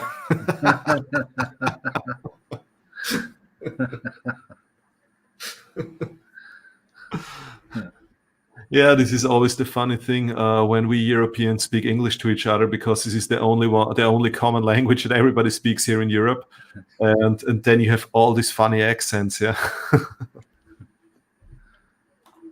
Well, a lot of people speak German also. I'd love to learn more German. I think German's a cool language. No, Dutch is a cool language. Dutch is flink. Flink moeilijk. Carsten says, I take it as a compliment, thanks. No, it was not a compliment. It was not meant like that. No, just kidding, my friend. So, did I get that right? Flink is a Dutch term, is it not? Flink, yeah. Flink, oh, thank you from my neighbor. Thank my neighbor. Difficult to translate in English. Flink? Yeah. It's like big. Cool, super good. It's like that's how I had it described to me. It's flink. It's a good thing. It's something that you want. It's to be thought of as good, I guess. I don't know. Yeah, that's what I thought it meant. Hey man, you're flink. That's a word we don't use anymore, really. Flink. Yeah, I learned it when I was a child. Yeah. My neighbor across the street was Dutch. It's really old. You know how the Dutch language was invented? Cavemen got tired of making pictures. There was a drunken German guy and a drunken English guy, and they desperately tried to talk to each other. And this is how the Dutch language was created.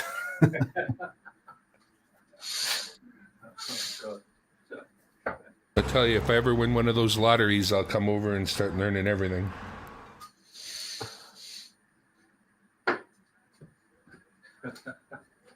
You're working a regular job here in North America. You got to have your wife. You got to work. Your wife's got to work. You both got to have put in money for the rent every month or the mortgage. There's not a lot of money for travel or stuff like that these days. Yeah, I understand. I'm thankful that we got jobs, honestly, and that through the pandemic we were both fully employed and we didn't have any financial burden that was any different usually than... In fact, it got better. Right now I got called back to work, meaning back to the office and not working from home. That means Pardon me. That means an extra $100 a month in gas, an extra hour and a half of traffic and travel every day, another vehicle that needs to be on the road so that the wife has a vehicle when I'm gone, so that's another vehicle to insure monthly. It's extra $300 a month to go to the workplace. And for the last year and a half, I've been doing the job from home perfectly. But the client says we've all got to return to the office. That's BS. Ron, I know. It's pronounced vergoelte Draak. Ja, das hast du gut gemacht, mein Freund. Ja, ich weiß, danke. Ich bin betrunken und spreche Deutsch, also kann ich Holländisch sprechen. That's really good, man. DimeBag, is this a Yamaha Pacifica behind you? Yes, it is. I have a Yamaha Pacifica in sunburst red. I got a Yamaha Pacifica. I have a Fender Squier jazz bass that is a JV serial number, so it's a Japan vintage. I have a 5-string Music Man, what do you call it? Stingray 5, but it's not made by Music Man. I think we talked about it once before. It's a knockoff made by a license company called OLP. And they make it by the exact same standards, but they're not made in the USA. They're Indonesian, I believe. The beauty of it is that then I pulled the electronics and had Corey Nordstrand from Nordstrand Pickups custom wind me a set of pickups for it. So it's as good as any other bass as far as I'm concerned. Mm-hmm. But that's it. Those are all, well, then there's the ukulele you can't see. No, I like the Yamaha Pacifica. It's a great guitar. Great value. I'm not much of a guitar player, honestly, but I had a friend who's passed. He was awesome. So I got this thing. I had it fixed by my luthier, make sure it was all good. I brought it to him and I said, "What about this?" He plugged it in. He shredded, and I said, "Well, if you can do that on that, then that's all the guitar I will ever need. Thank you very much." Okay. But no, I'm not much of a guitar player. But if somebody comes over, I can plug in the bass and the guitar player, or in the guitar and play along. I like to play bass. But with my rig here, I could plug in 2 instruments and play immediately. That's cool.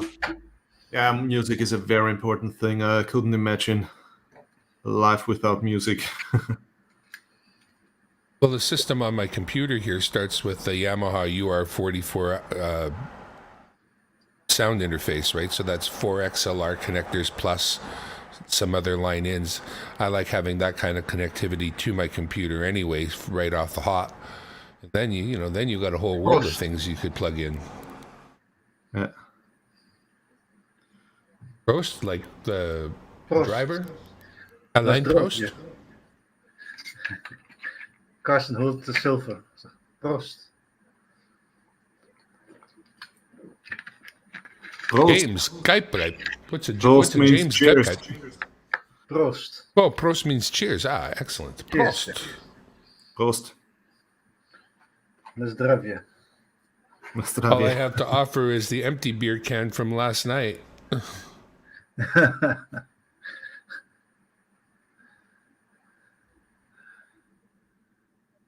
Yeah, it's just now noon, so Hello, you can start drinking anytime.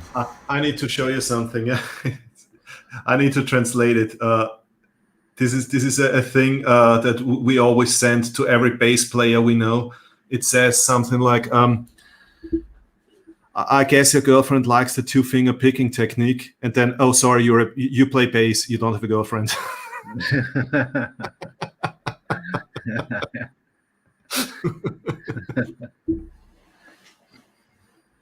That's why I never went pro.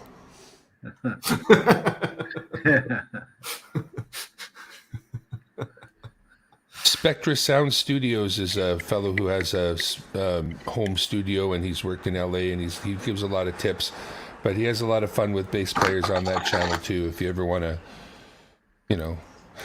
you ever want to continue the meme, check out Spectra Sound Studios and Glenn from Ontario, Canada, in his home studio. He's pretty cool. Wen says, hey there, not European, but that is some of my favorite silver to stack. Wen, you're very welcome. You don't need to be European to enjoy this group of crazy people here.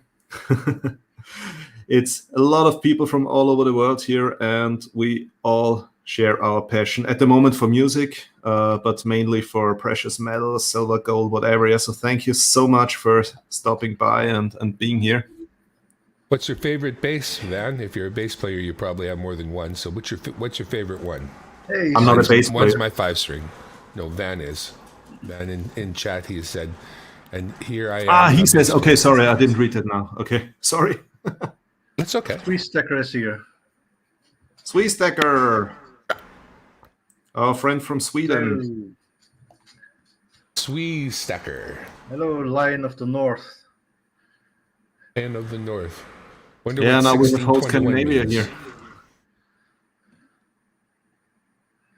Awesome. So have you seen the prices from the Marvel series? No, I don't collect the Marvel series, so I also don't care about the prices, to be honest. Well, they tripled, yeah.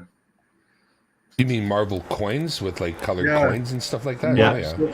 Still series coins. I think you have a funny group of people who collect that kind of stuff. A lot of them are kids that collect these Funko Pops and other kind of stuff, and they want the Marvel coin. They're not looking at it from, in a more intelligent point of view. It's just a matter of wanting to round out their Marvel collection, so you've got a little bit more pull there. Well, I like Spider-Man. That has a standing base. They're hard to move around, but they are awesome. My favorite superhero when I was young, Spider-Man. Now, this is really cool, Wayne. This is really cool. I love standing bass.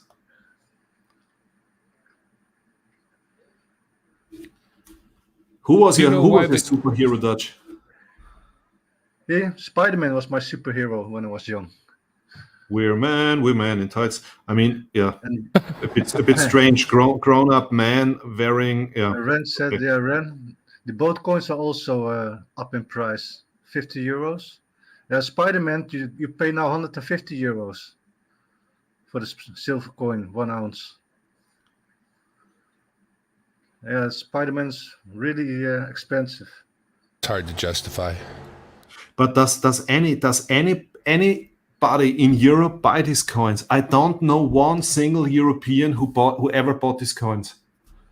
So please tell me. It strikes me that Americans are also not really big on buying the American painted coins. Like I've seen some of the ASCs painted and stuff, and they don't seem to be quite as popular. But then Canadian painted coins are from the mint that way. They're not doctored afterwards. So I think they're a little bit of a different category, being made that way in the first place.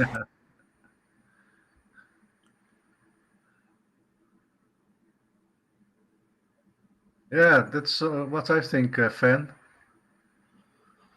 Yeah. I agree with you. Not the painted ones. No. Just silver blank. Yeah, I don't like painted coins at all, to be honest. Yes, sometimes. The only exception is the Milky Way coin by Austrian Mint, because this is such a beautiful coin. That's a beautiful one. And not the glow in the dark by the Canadian Mint? Really? No. Okay. Oh, come on. No. I think I'm too old for this.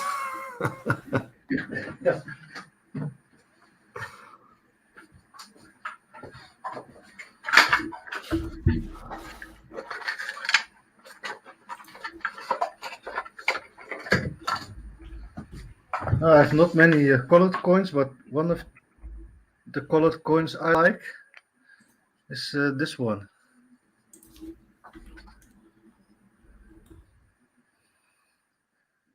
The Year of the Mouse 2020. I bought it colored. It's 2 ounce. It's really beautiful.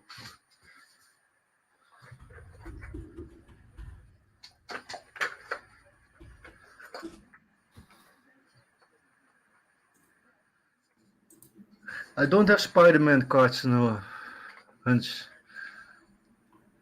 No, I wish Here I we had have the Spider-Man, Spirit but Bear. it was too expensive. And the time I want to buy one, it costed $100, and now it's $150. So no, I wish I had one. Bought earlier before.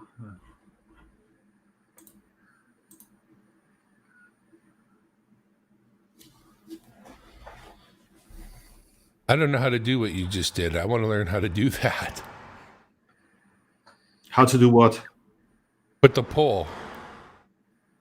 How many subscribers do you have? Nearly 500. Yeah, you need 500 more. Sorry. Fair enough. Hey, if you're not subscribed, if you wouldn't mind. Yeah, please go and subscribe to this great guy, DimeBag. Even if I'm not great, please help a guy out. I could get greater. Yeah, because he wants to do some more meaningful polls like I'm doing. So please support him. It's all about the polls. You wouldn't leave me pollless, would you? Guy needs a good poll. Hoosier Stacker, the Milky Way coin is not stack worthy, but still cool. What exactly do you mean? That's too expensive to invest in. The Milky Way coin can, I could sell my Milky Way coins for 3 times of what I paid for this coin, I think 2 months ago. And this coin was sold out upon release. Yeah, it was sold out the same day. So you need to be lucky to get it anywhere. I think this was one of the best investments I did.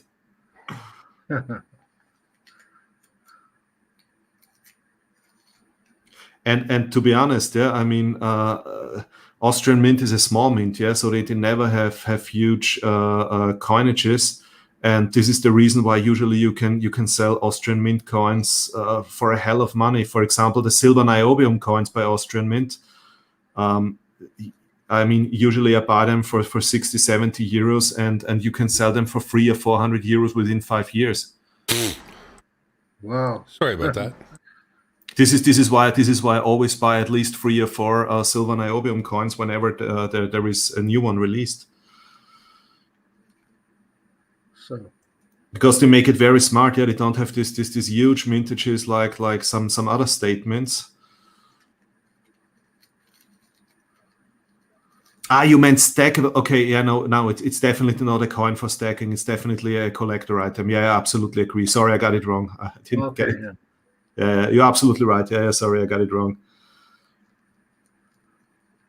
It's also good to stack if you make a profit that much in 5 years, and then sell it. It's a good investment. David Carlisle's giving away all my secrets there. Dirtbag Darren Lowe when I hide. I'm a lurker. Sometimes, but he says he's already scribed. Thank you for scribing, David Carlisle. Carsten, you are a mod. Would you be so kind and drop some links, please? Could you do me that favor, please?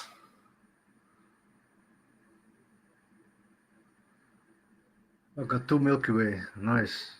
By the way, Dutchy, why are you not a mod here? I'm a mod. Dutchy, can you please write something in the chat? Then I can make you a mod. But I am a mod. Sure. I will write here. You see, I'm blue.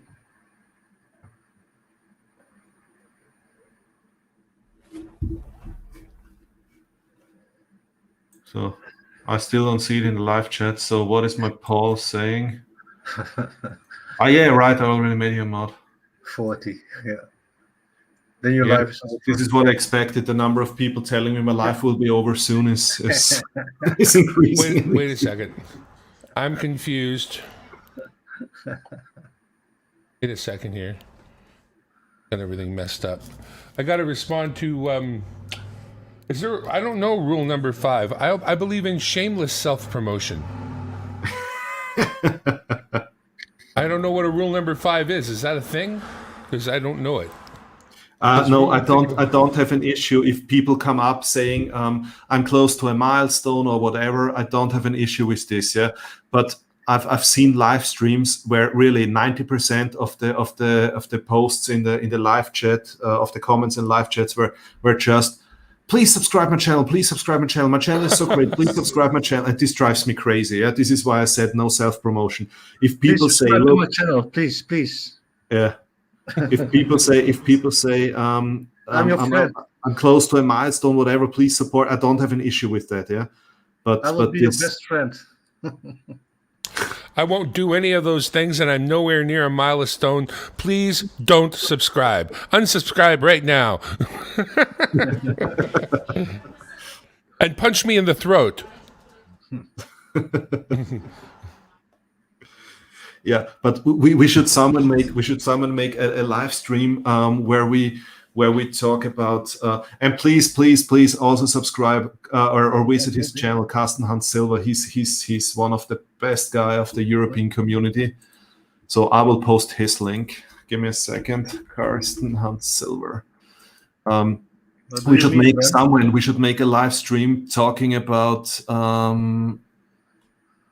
copy link. So. Talking about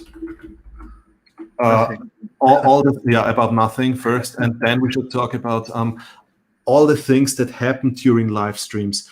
Dutchie, do you remember the one guy who lost his trousers? Yeah, the goldfish. The goldfish, exactly. Yeah, I know that guy. I think I still have a video downloaded on my computer somewhere. And then, yeah, exactly. And then the one guy who entered the live stream and starting calling Kevin and me names and I don't know what. And then he said, "Oh, sorry, this is the wrong live stream," and he left again. We had so many funny stories with live streams. Yeah. One of my really early ones, I had some fellow pop in, and he was just saying vile things, trying to use the words you're not supposed to use kind of thing. So we got rid of him right quick. And then that was just the one fellow. But Nick Molnar had one of his very first live streams, and I was talking about the StreamYard's duck, and I have a plushie of the duck. So I grabbed the duck by the throat and I shook it like I was throttling the duck, and I brought it close to the camera. And at that moment, the place flooded with people screaming stuff about animal abuse and cruelty, and they were just, it was a barrage. It felt like there was like 50 of them, but we were all modded, so everybody got to work just getting rid of them right quick. And but that was quite a fun little thing, to the point where the one guy, he was hard to get rid of. He kept coming back as something different, and I said, "Wow, you have great resources. Like, you're doing a really good job of this. Like, if I was wanting to do this, I'd want to do it just like you guys did, because, well, you got this figured right out. Of course, we don't care. You'll be gone eventually, but good job, They were quite good at it, I gotta say. Yeah, I mean, we had a lot of funny experiences, but the best for sure was the one guy. Well, when the pants come off, that's it. No, it started. He was in a discussion with us, so everybody thought he's okay, and also people said. First, we asked who is this guy, and they said no, he was on some other live streams. He's okay, and he was really okay. Yeah, he was talking to us and so on, and suddenly he stood up, let down his pants. Yeah, I have to show you something. Oh, gee, that's not fair. He sucked you all the way in. Yeah. Yeah, but we were hours and hours on live stream. That's way too much. Well, the other live stream I spend time in, the fellow very rarely has anybody up. And he spends a lot of time doing things where he's not talking and all you hear is his fan or his dog. Or I tried to explain you should have a little music, maybe, or, learn how to set up ducking, where your microphone, whenever you talk, it turns the music way low, and then as soon as you stop, it comes back slowly. But he's not technically... involved, so it's hard to describe, but it makes for a hard, stream to spend time in when there's so many big, long, empty spots, and he's not inviting you up because, as I said before, and I'll stand by it, I'm a stream whore. I love to be on stream with people, and if somebody has a stream somebody I know has a stream, I'll join it. Okay. Yeah, I got all the equipment. I mean, I like to join other live streams as well, but it's difficult. Yeah. I mean, Dutch and I, we already had a discussion about it once. I mean, English is not our first language, and I mean, I love, for example, joining Dale from CoinWorld UK. CoinWorld, yeah. And I mean, there are also a lot of Europeans there. But if this is a US or a US channel or a British channel where we're just native speakers are there and whose language is who have English as their first language, then it's sometimes really difficult, because they start to talk so quickly and then when you're in a discussion, it's always hard to express yourself if this is not your first language, and this is why I'm sometimes hesitating. Well, I'll tell you this. It's hard to tell how hard it is for you guys to determine what we're talking about. That's on your side and personal. But when you speak, it's excellent. There is no trouble understanding the English that both of you have been using. And, if you don't mind, I have a lot of friends who speak other languages and English as a second language. They don't mind it if I let them know if something should be said a different way. My wife and I were out to dinner one time, and across the table was one of my friends who was from Russia. And she looked at the food and she says something about it being eatable. And I said, no, we don't say eatable, we say edible. Edible is the word. And my wife poked me. She says, what are you doing? Correcting her like that. And I said, you don't understand. She has English as a second language, and she appreciates when I help her with those words. I'm not trying to be condescending. I'm just saying she'll say it right the next time, and that's what she wants. Yeah, but I would like that too, yeah. But you guys are great. There's no problem understanding you. And as I say, if the problem is in your understanding of the stupid things that we say, you're hiding that really well.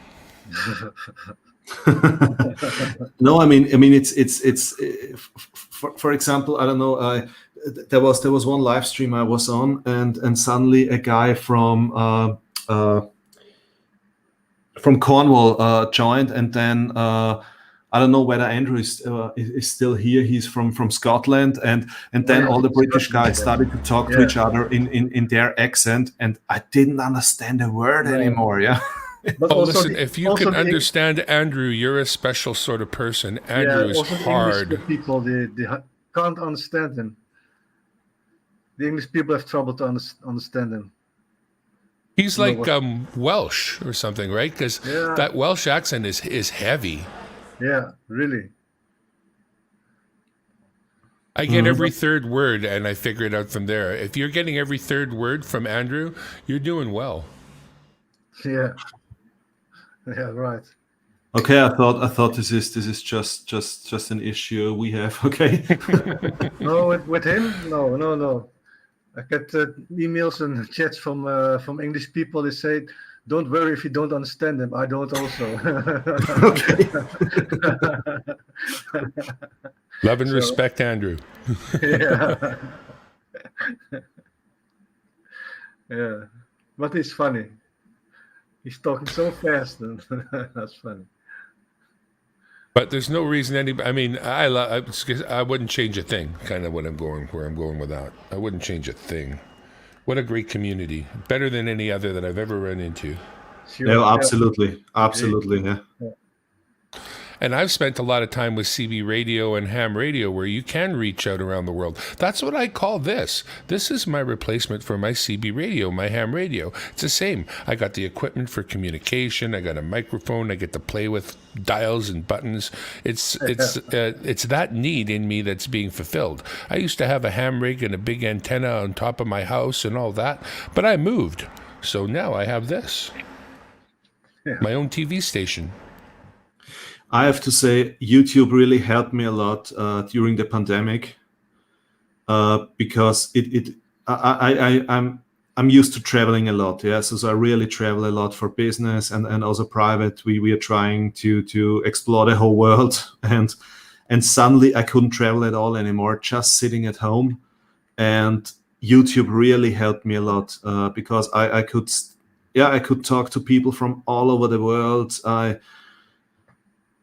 This really helped me a lot, and also my wife usually. She goes to bed early, but always the next day she listens to the live streams and the videos I uploaded and so on.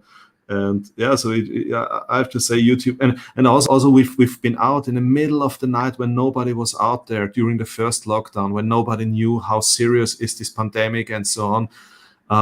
We went through we call it the empty streets of Vienna, and made a lot of videos and did this together. Yes, YouTube was really a great thing to keep us busy and not to think about, we're stuck at home. So keep the spirits high and yeah.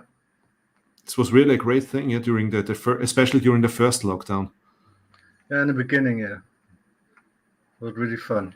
Because nobody knew what's coming now. Yeah, this is, everybody was a bit scared and nobody knew how serious is it and how will it affect us and how long will this last but it will last long.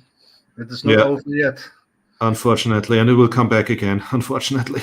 It will take 5 years. I don't will be surprised if it took years.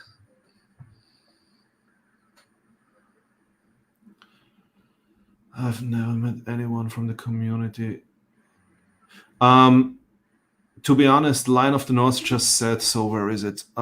Here. I will be there for. He said he met. So there is a bad word in it. China, yeah. China is really weird. They're gonna block YouTube next year. Holy crap, Carsten, you would even consider going back inside the borders of China now? Wow. You're braver than I would ever be. I would never go into that place for fear you'd never get back out. Oh, yeah. China is not a problem to get out. It's not Afghanistan.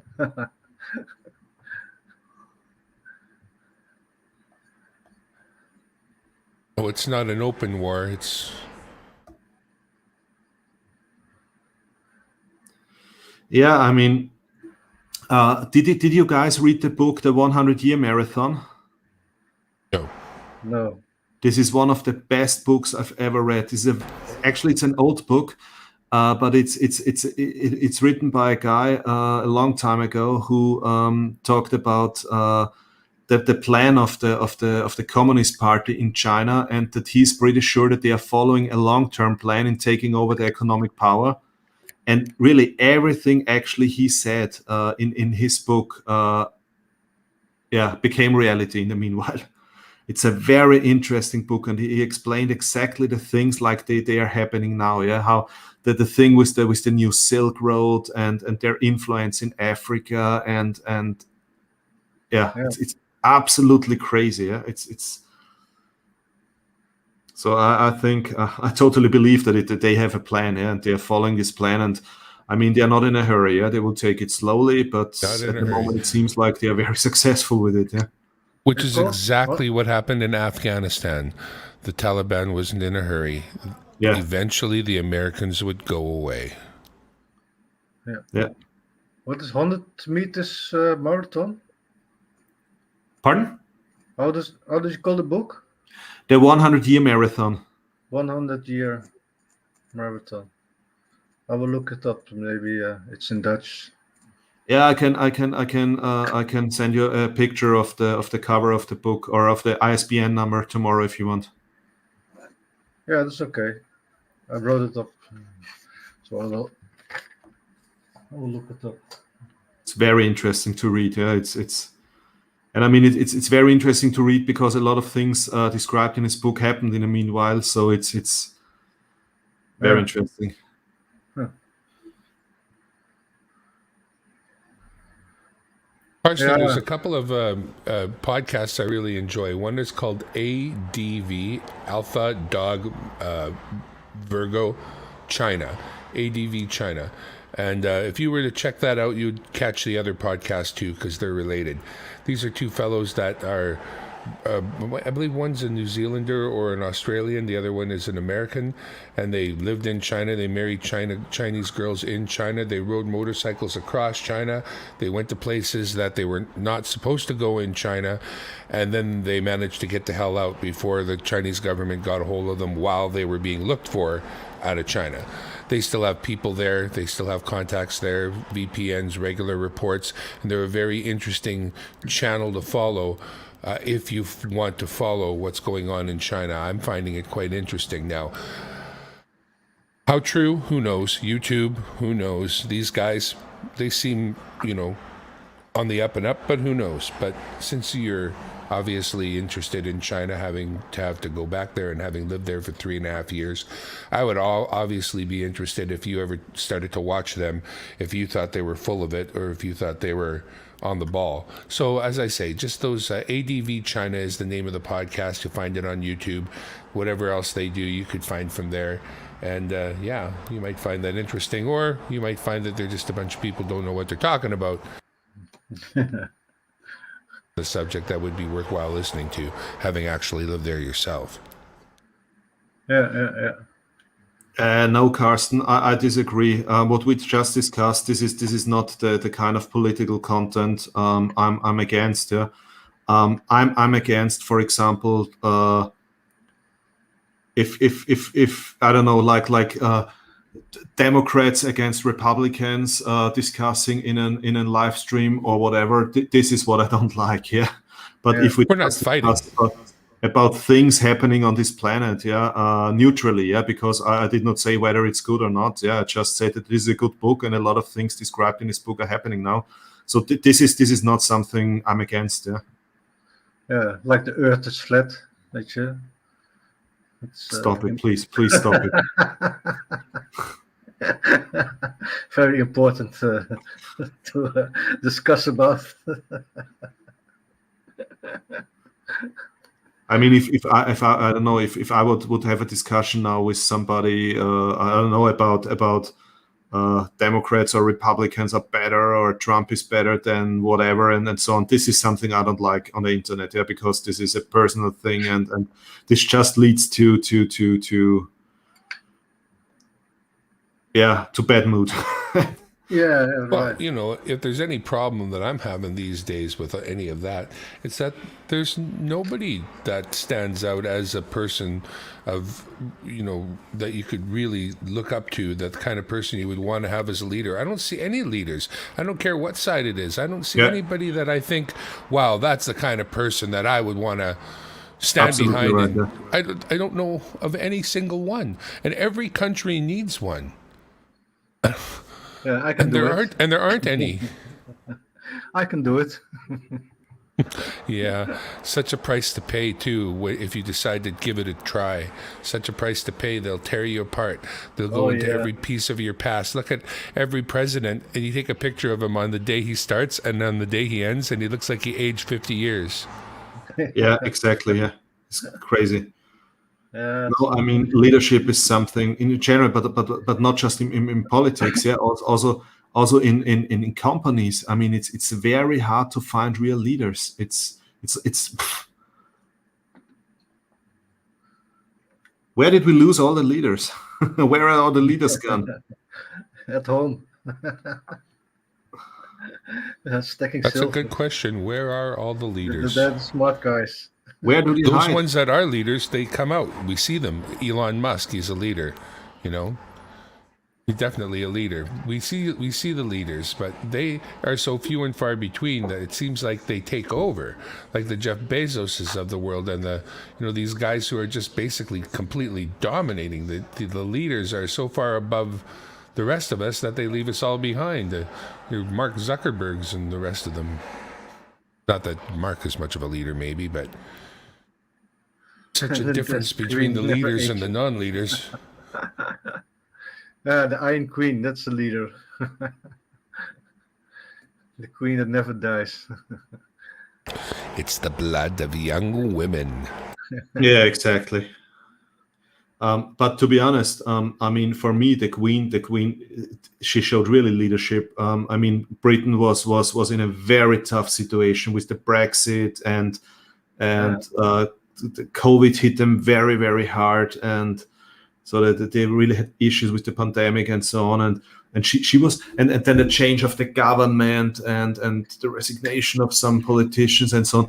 And she was the only one standing there telling the people, keep calm. We had a lot of issues in the past. We will also survive this issue and so on. So she was really the only one who did not panic and tried to calm the people down. And I really appreciated what she did. 2 world wars. Huh? But that whole thing of stiff upper lip has been a British standard since the dawn of time. That a stiff upper lip means, head down, forge ahead. We will never surrender. That is a hallmark of the whole British Empire almost. Yeah. Yeah, but I really had the impression that she gives the country a bit stability and She's too old to panic. Yeah, sure. I would just, could you imagine? I mean, I'm going to say something absolutely stupid that's not ever going to happen. But if our resources that we currently use against one another were used for all the people, could you imagine what problems would be solved overnight? It's a shame, eh? All the problems, basically. I mean, this is the old discussion, that there are enough resources for all of us. But the thing is, if we would start sharing these resources, then it would mean some people, would lose maybe some of their wealth, or they would have to share with others. And if others have the same amount of wealth, then maybe theirs would not be worth as much anymore. And I think there are so many reasons why people will not start doing this. I mean, it's crazy. It is incredibly complicated, certainly. I think resources should never ever belong to one country. They should not be property of one single country. They should always be property of all human beings on this planet. Yeah. Where I live, I've always said I'd like to make a couple of changes that I think might make a difference in the local area here for us, and that is that homes should not be investment properties. You should only be able to own a single home as an adult person. So if you and your wife are together, you could own a home you live in, and you could own a summer home. But those are all the homes you can own. If you want to make investments, you can make investments in undeveloped land, and you can make the best investments in commercial property. But when it comes to residential, you can only own your own home, or one per adult. And when your children come, as soon as they're of age, you can right away buy them a home if you like, but they can only own the one. That's how I would do housing. And no garden.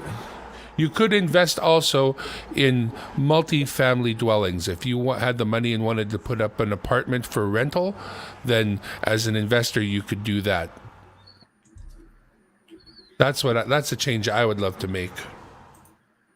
Ran just wrote a comment. Ran, this is exactly. I'm not a communist. Yeah. Don't worry, I'm not a communist at all. Yeah. And that's why there's a different name for it, right? It's called socialism. It's not communism. It's different. Exactly. Yeah. And what we have, for example, in Austria is one one thing that's called social democracy, and this is something I truly believe in. What you just said, DimeBag, regarding that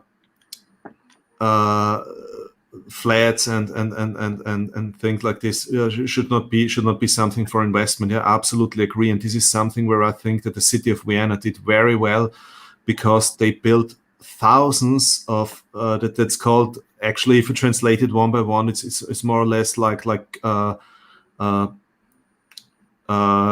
community living or something like that. It's fun. It's paid with taxpayers' money, and they built apartment complex where you can rent depending, on the district and on where the flats are and how big they are and so on. But relatively cheap. You can rent flats there if your income is below a certain threshold, and this is how they took a lot of pressure out of the whole market, because there are always these flats. So which means people don't have to rent flats for ridiculous rents. So there are always enough cheap flats available in Vienna, and Vienna is a fast-growing city. It's already more than 2 million, which is quite big for a European capital. And I think this is what they did very well. Yeah. So you and this is the kind of way to dealing with these issues I really like. Yeah. So if there are stupid people who think they need to take advantage of other people and take advantage of their situation, then react. Yeah. Do something like that. And this is what I really like, this approach. Yeah. Well, I'm putting Vienna on my list of decent places to live. Well, when you're in Vancouver, which is basically where I am, it's hard to add places to that list, honestly, because I don't think of very, very, very, very many places as decent as Vancouver. I really don't. You know that Vienna for years, Vienna was always the number one on the list of the United Nations with the highest quality of living because of these facts. Yeah, because everybody can survive here, and everybody can afford to live directly in the city. And number 2 was always Toronto for a very long time, and number 3 was always Zurich. And just during the corona, during the pandemic, it changed because of the lockdown and the very hard lockdown we had here. So a lot of people were not satisfied with Vienna anymore, and this is why it changed a bit. But Vienna was always number 1, and for years, and number 2 has always been Toronto.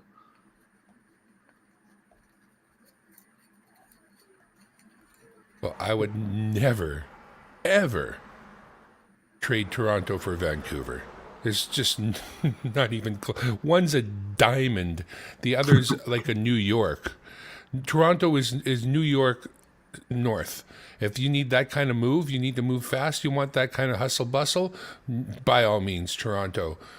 You stay there. Leave British Columbia alone. Don't come here. You ask, I'll tell you, it rains all the time. You wouldn't like it. It's just terrible. Okay. And if you come here and visit and learn differently, when you go back, you got to tell them it rained. That's part of the deal. You just say it rained the whole time. It was terrible. But you can tell them it was smoky is what you can tell them right now because the place is on fire. But this is one of my favorite quarters that we made. No paint, but it's to honor bravery from 2006. Wow. And the facets of the maple leaf in the middle are really cool at the way they reflect the light. I really love it. Now this one's under a plastic, unfortunately, but it does. It is one of my favorites for sure. Of the ones with no paint, of all of them, actually. Yeah. Yeah, no, it's really nice. How is this train called in Canada? There is this famous train that goes through the mountains and. I know the train, David. What's the name of the train? Royal Hudson. The Royal Hudson. That one? No. No. Okay. Well, I mean, we got more than one. Well, he's saying a train that goes through the mountains that was famous, is or was famous. Oh, what do you think of the? I mean, we've got train that goes, one end of the country. Is it the Rocky Mountaineer or something like this? The Rocky Mountaineer. Okay, sure, yeah. No, I know the Rocky Mountaineer. Definitely. I saw a documentary on TV about it, and this is so beautiful, but unfortunately, it's horribly expensive. Yeah, I already learned that if I ever come to Europe, I get myself a Euro rail pass while I'm still here, and I can get a good deal. That's what my German friends told me. Buy your Euro rail pass while you're in Canada for the best deal. Okay. I guess No, because it's a they also touristy. go through British Columbia, and there are a lot of nice trail routes for tourists in Canada, but they're also expensive. Oh yeah, no, please. On that note, if we're going to go with that, British Columbia is the worst place in North America to live. It is the most expensive place in all of North America, including all of the United States. Period. End of story. Okay. It is. You are on the wrong place. I know, and the problem is you're here, and things are here. And don't get me wrong, I've given some thought to what place would be better than Vancouver. Now there are better places for taxation and stuff like that, but look what you have to give up to live there. I could move to Winnipeg and do better, but where a house is not $500,000. The house I'm in now is probably $750,000. I don't own it. I couldn't possibly buy it. I'm pretty sure it's easily $750,000. Yeah. All I can do is afford the rent, and to do that, I have to work and not miss any days, and so does my wife. And if we miss days, we have issues. It's that simple. You don't get paid when you, for example, when you're on sick leave, or? No, there's no governmental coverage of that sort. If Wow. I take sick days, I lose the pay. I can use holiday pay in place, but there's no paid sick days. I can't have a certain number of sick days where my employer doesn't start to make black marks against me for missing days, but they're not paid. If you have a better employer, you might get some paid days, but I don't have a better employer. I'll stay in Europe. Sorry. Wow, I mean, basically, I could stay at home for a year and I would get the same salary, if I'm sick. Yeah. Yeah, no, that wouldn't happen. Now, okay, if you're laid off or you're hurt where you're unable to work, you would get onto the system of UI or EI, employment insurance. But EI or UI, as it used to be, unemployment insurance, pays about 55% of your previous wage. So now figure that out. When you were hand to mouth before, now you're getting 55%. So you're motivated to get your ass back to work. Pardon my French there. Wow. Yeah, no, but again, I have a heart condition. I had 3 stents installed. It cost me nothing. I was taken care of in a very prompt manner. Healthcare's okay for certain things where people can wait. You wait. If you can wait, you might wait. You're very well, likely to wait. I'm waiting for an echocardiogram I'm going to have at the end of the month, but the hospital's at the end of my street. I could walk there, but I'm not gonna. And it'll happen quickly, and things are available. They're not available at the same. If you're a rich person in the United States, that's a different story, buddy. You get it all. You get it all right now. If money talks completely, if you're a rich person, you might as well be there. That's the best place to be. You want to have everything? It's all there. Mm-hmm.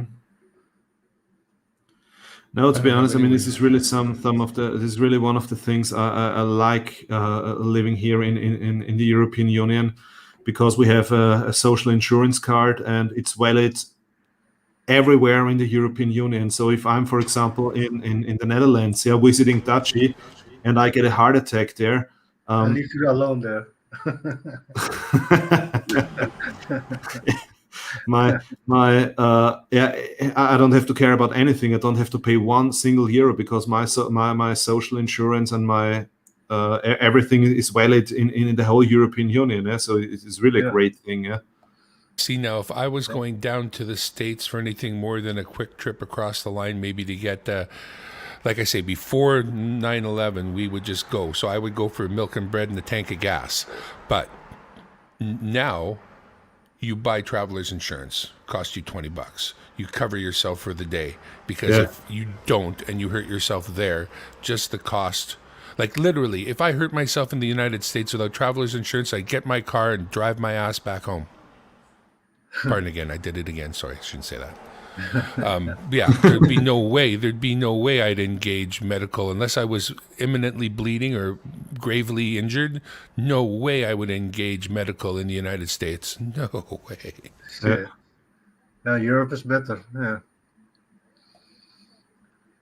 There's no problem here.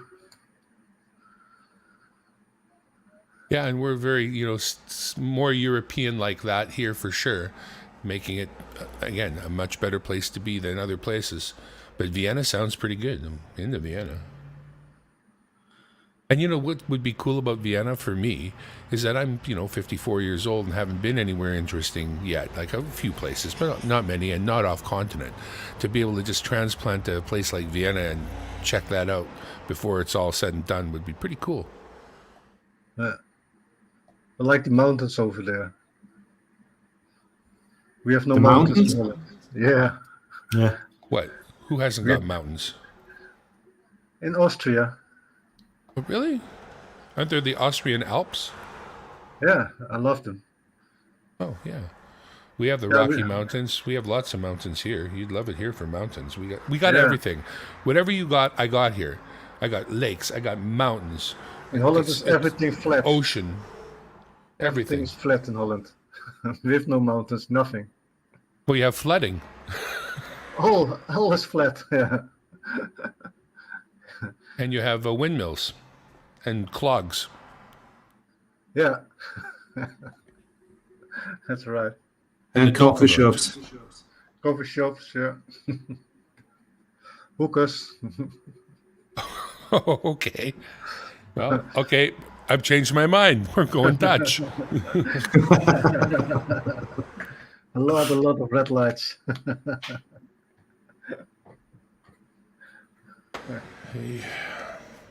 No, it's very interesting. I mean, I've been to Canada just once, but it's. I think some regions are very similar to Central Europe. Yeah, mountains and lakes and so on. Yeah, so I think in some areas it's very similar. Yeah, come to Holland. Everything flat. Well, for flat, we've got Saskatchewan and Manitoba, which are flat, and you see no mountains, no matter how hard you try. Yeah, same here. Yeah. In Alberta, there's lots of mountains, but once you get through Alberta to Saskatchewan, you're done. Yeah.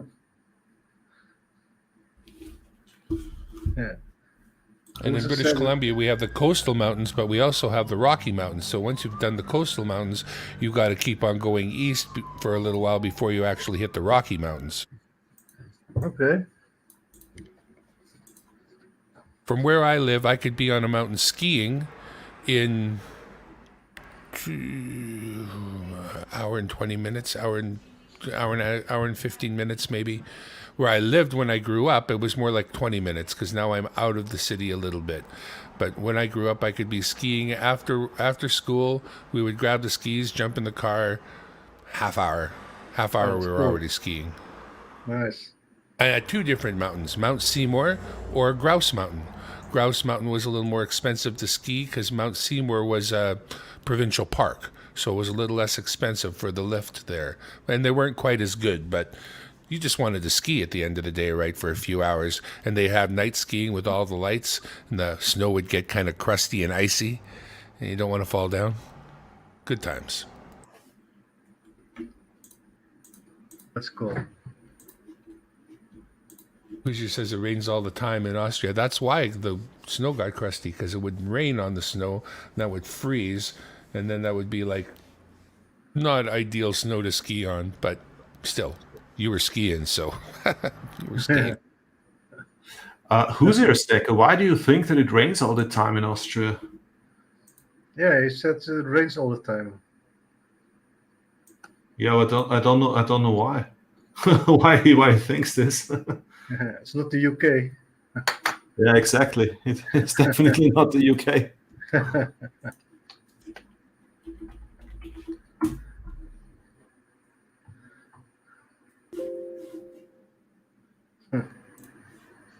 Why do you think it rains all the time in Austria?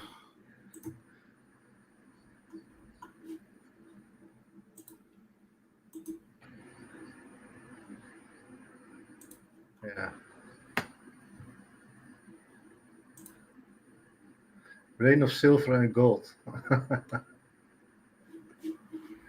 there's a lot of gold there in Austria.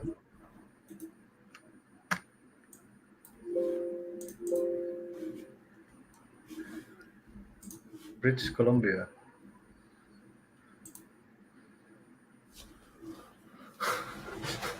So Hoosier Stacker thinks that it rains everywhere. Okay.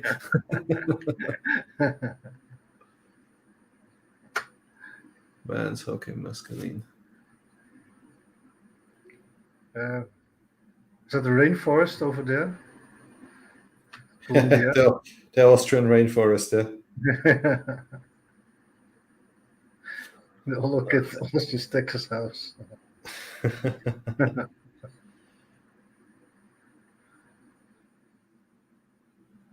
Ah, you have a nice piece of land, Austria. Yeah, thank you. I was more than happy to get this piece. Nice, yeah. Gonna build something on it, or not? Yeah, we have some plans, but first we need to save a lot of money. Yeah. No, this was. I mean, at the moment, really, I don't want. I don't want to have too much money on my savings account, and this is why we bought this piece of land, and yeah, we want to move there once we are retired. Smart move. Yeah, sell everything else and live there, because it's really a nice place. It's beautiful. Yeah. So you're building a house on it. Yeah. Nice. With cows and sheep and yeah. chickens and. This is actually the view from the piece of land we bought recently. Yeah, it's beautiful. It's really a nice piece of land. It's awesome.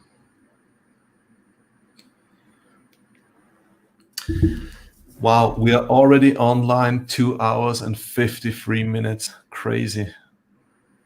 Oh. I told my wife maybe 1.5 hours. I come so to bed. Just wait a minute.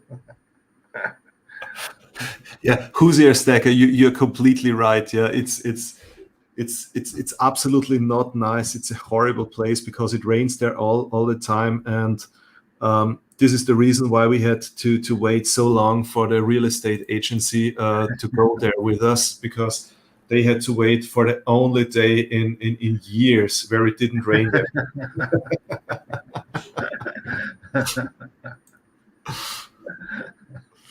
You're absolutely right. Yeah, it's a horrible place.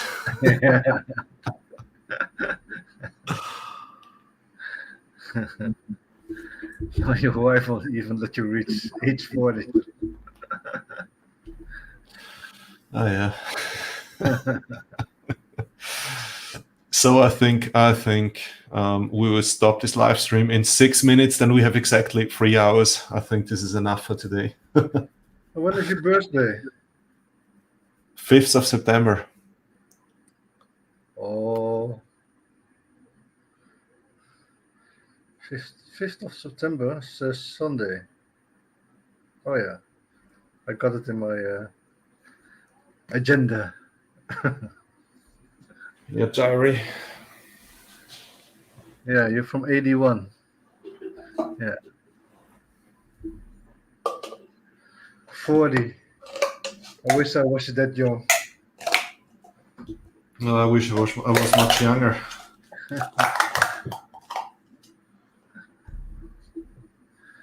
So everything goes in the fold.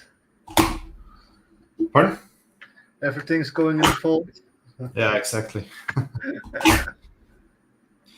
By the way, I will make an update on my 100 pieces of gold challenge very soon. You bought some new gold? A bit. Oh man, you're crazy, eh?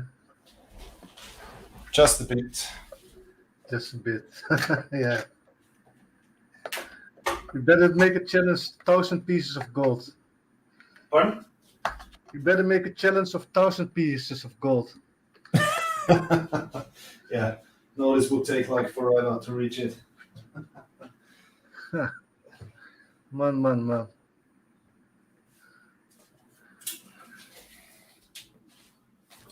Look, I got another present from a nice guy from the UK. I need to show you. It's in this nice. Yeah. Oh, it's nice. That's a small one. That's it. A half ounce.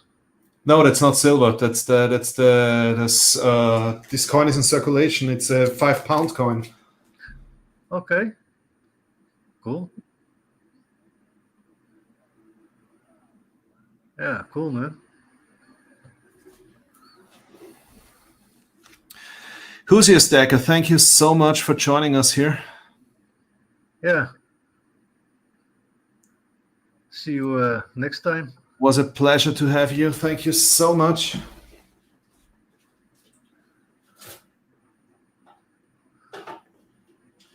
You know what I really hate is, I mean, this is a high premium coin, and have a look. Most of my Queen's Beast coins, even if I have them in these capsules, and these expensive capsules, all of them are milk spotted. Ah, that's ugly. It is, yeah. Wow. No. And this is why I'm a stacker and not a collector. Yeah, I hate this. You buy expensive high premium coins and they all start milk spotting. Yeah, they're expensive, man. Especially the first one. That's a line or something. Yeah. The Line of England. Yeah, this is expensive. This is my favorite piece. The Kookaburra, yeah. I have all the Kookas here. My Kookaburra. Yeah, 10 ounce. It's really chunky. Yeah. It's really big. Nice. 10 ounce, yeah. Wow. Yeah, this is the only 10 ounce coin I have. Oh, the biggest I have is 2 ounce. And then I'm working on this one. I'm working on getting this tube full. So I already have 1, 2, 3, 4, 5, 6, 7, 8 ounces in here. So I'm trying. I got them out of the tube. I put them in capsules.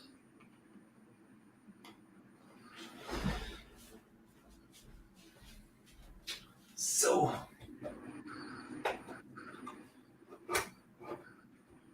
what else can I show you before we stop this?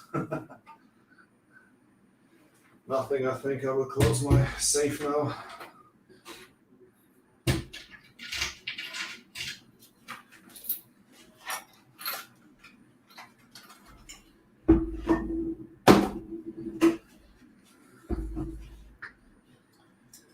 Have you seen the awesome coin I got from Expert Stacker? No. Asia Gold. Yeah. Oh, nice. It's from 10 gram. South Korea. Oh wow. Precious investment. Cool. South Korea. Yeah.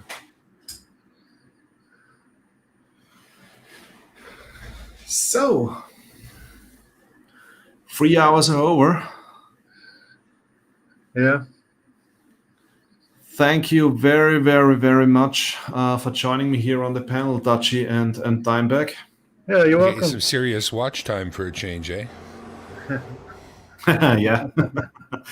The thing is, I already have the 4K watch time, and I already have more than 1K subscribers, but I decided not to monetize my channel. Interesting. Because I saw so many great channels, not in our community, but also one or two in our community that were great channels, yeah, and they became something I don't like after they were monetized. And this is why I said I will always just do this for fun, and I will always just do this really because I enjoy being part of the community, and I would never ever monetize my channel. Maybe I would change my mind one day, but for the time being, I'm happy that people Well, are I'm glad watching you my gave yourself videos. that out right there, because never ever is a long time. We would definitely stand behind you if you ever wanted to do that. But that's very altruistic of you. I've never heard anybody say anything like that. That's a new one for me. Wow. No, really, I enjoy being part of this community. And one example I always tell when people are asking me why I'm not doing it. I mean, have a look at all those channels, all the bigger channels, all the monetized channels. What happens before Christmas? Everybody is showing the same Germania mint coin, at least in 10 different videos right before Christmas. And this is what drives me crazy. So I don't want any mint to send me free coins because I will not advertise them on my channel. Absolutely not. Yeah, I get that. Yeah, I mean it's absolutely fine if people are monetizing the channels, yeah. But as soon as they start advertising things and yeah, I mean it's not the reason why I'm doing all of this, yeah. This coin information sponsored by Crappy Coins. You shouldn't really be buying them, and I shouldn't really be telling you about them because we're supposed to be about serious coins, but Crappy Coins, get some near you today. Back to our regular story. Pump your stack. And if you buy this overpriced coin today, you will get another prize for even more. They'll have your email address then. Buy a second overpriced coin just today. Yeah.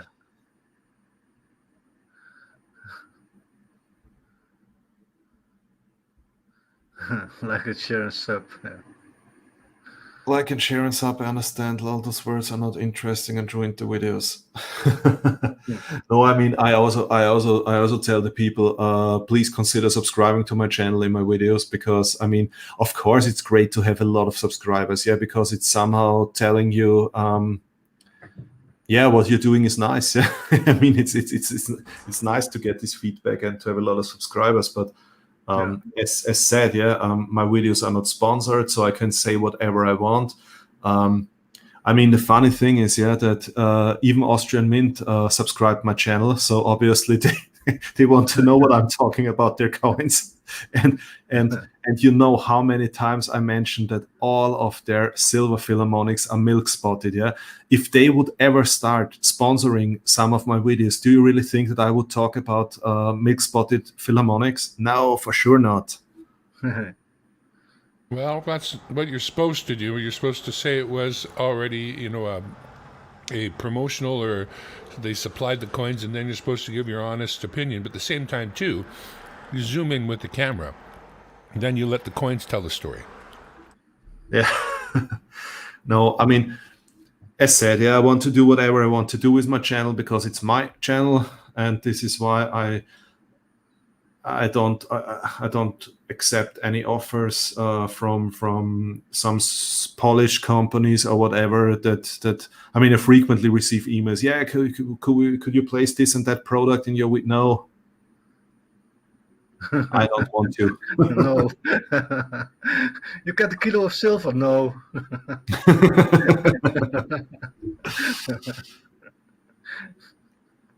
Okay. Well, again, thank you all so much, and also thank you for all the people in the chat. thank you so much. And now I will just have a look at my poll. What does it say? I will turn 40 next month. Will my life soon be over? 64% said no. So I'm a bit more optimistic now. 64. You're looking good. Yeah, almost 2/3. Yeah. So thank you all very much. DimeBag, thank you so much for joining us here on the panel. My great pleasure. Anytime. And Dutchy, thank you so much, brother. It was good talking to you again. Good, nice to see you. Good to talk to you. Yeah. And yeah, Carsten, thank you for being a good mod today and reminding us on not getting political. So have a great week and stay safe and healthy, and see you next time. Thank you very much. Servus. See you later.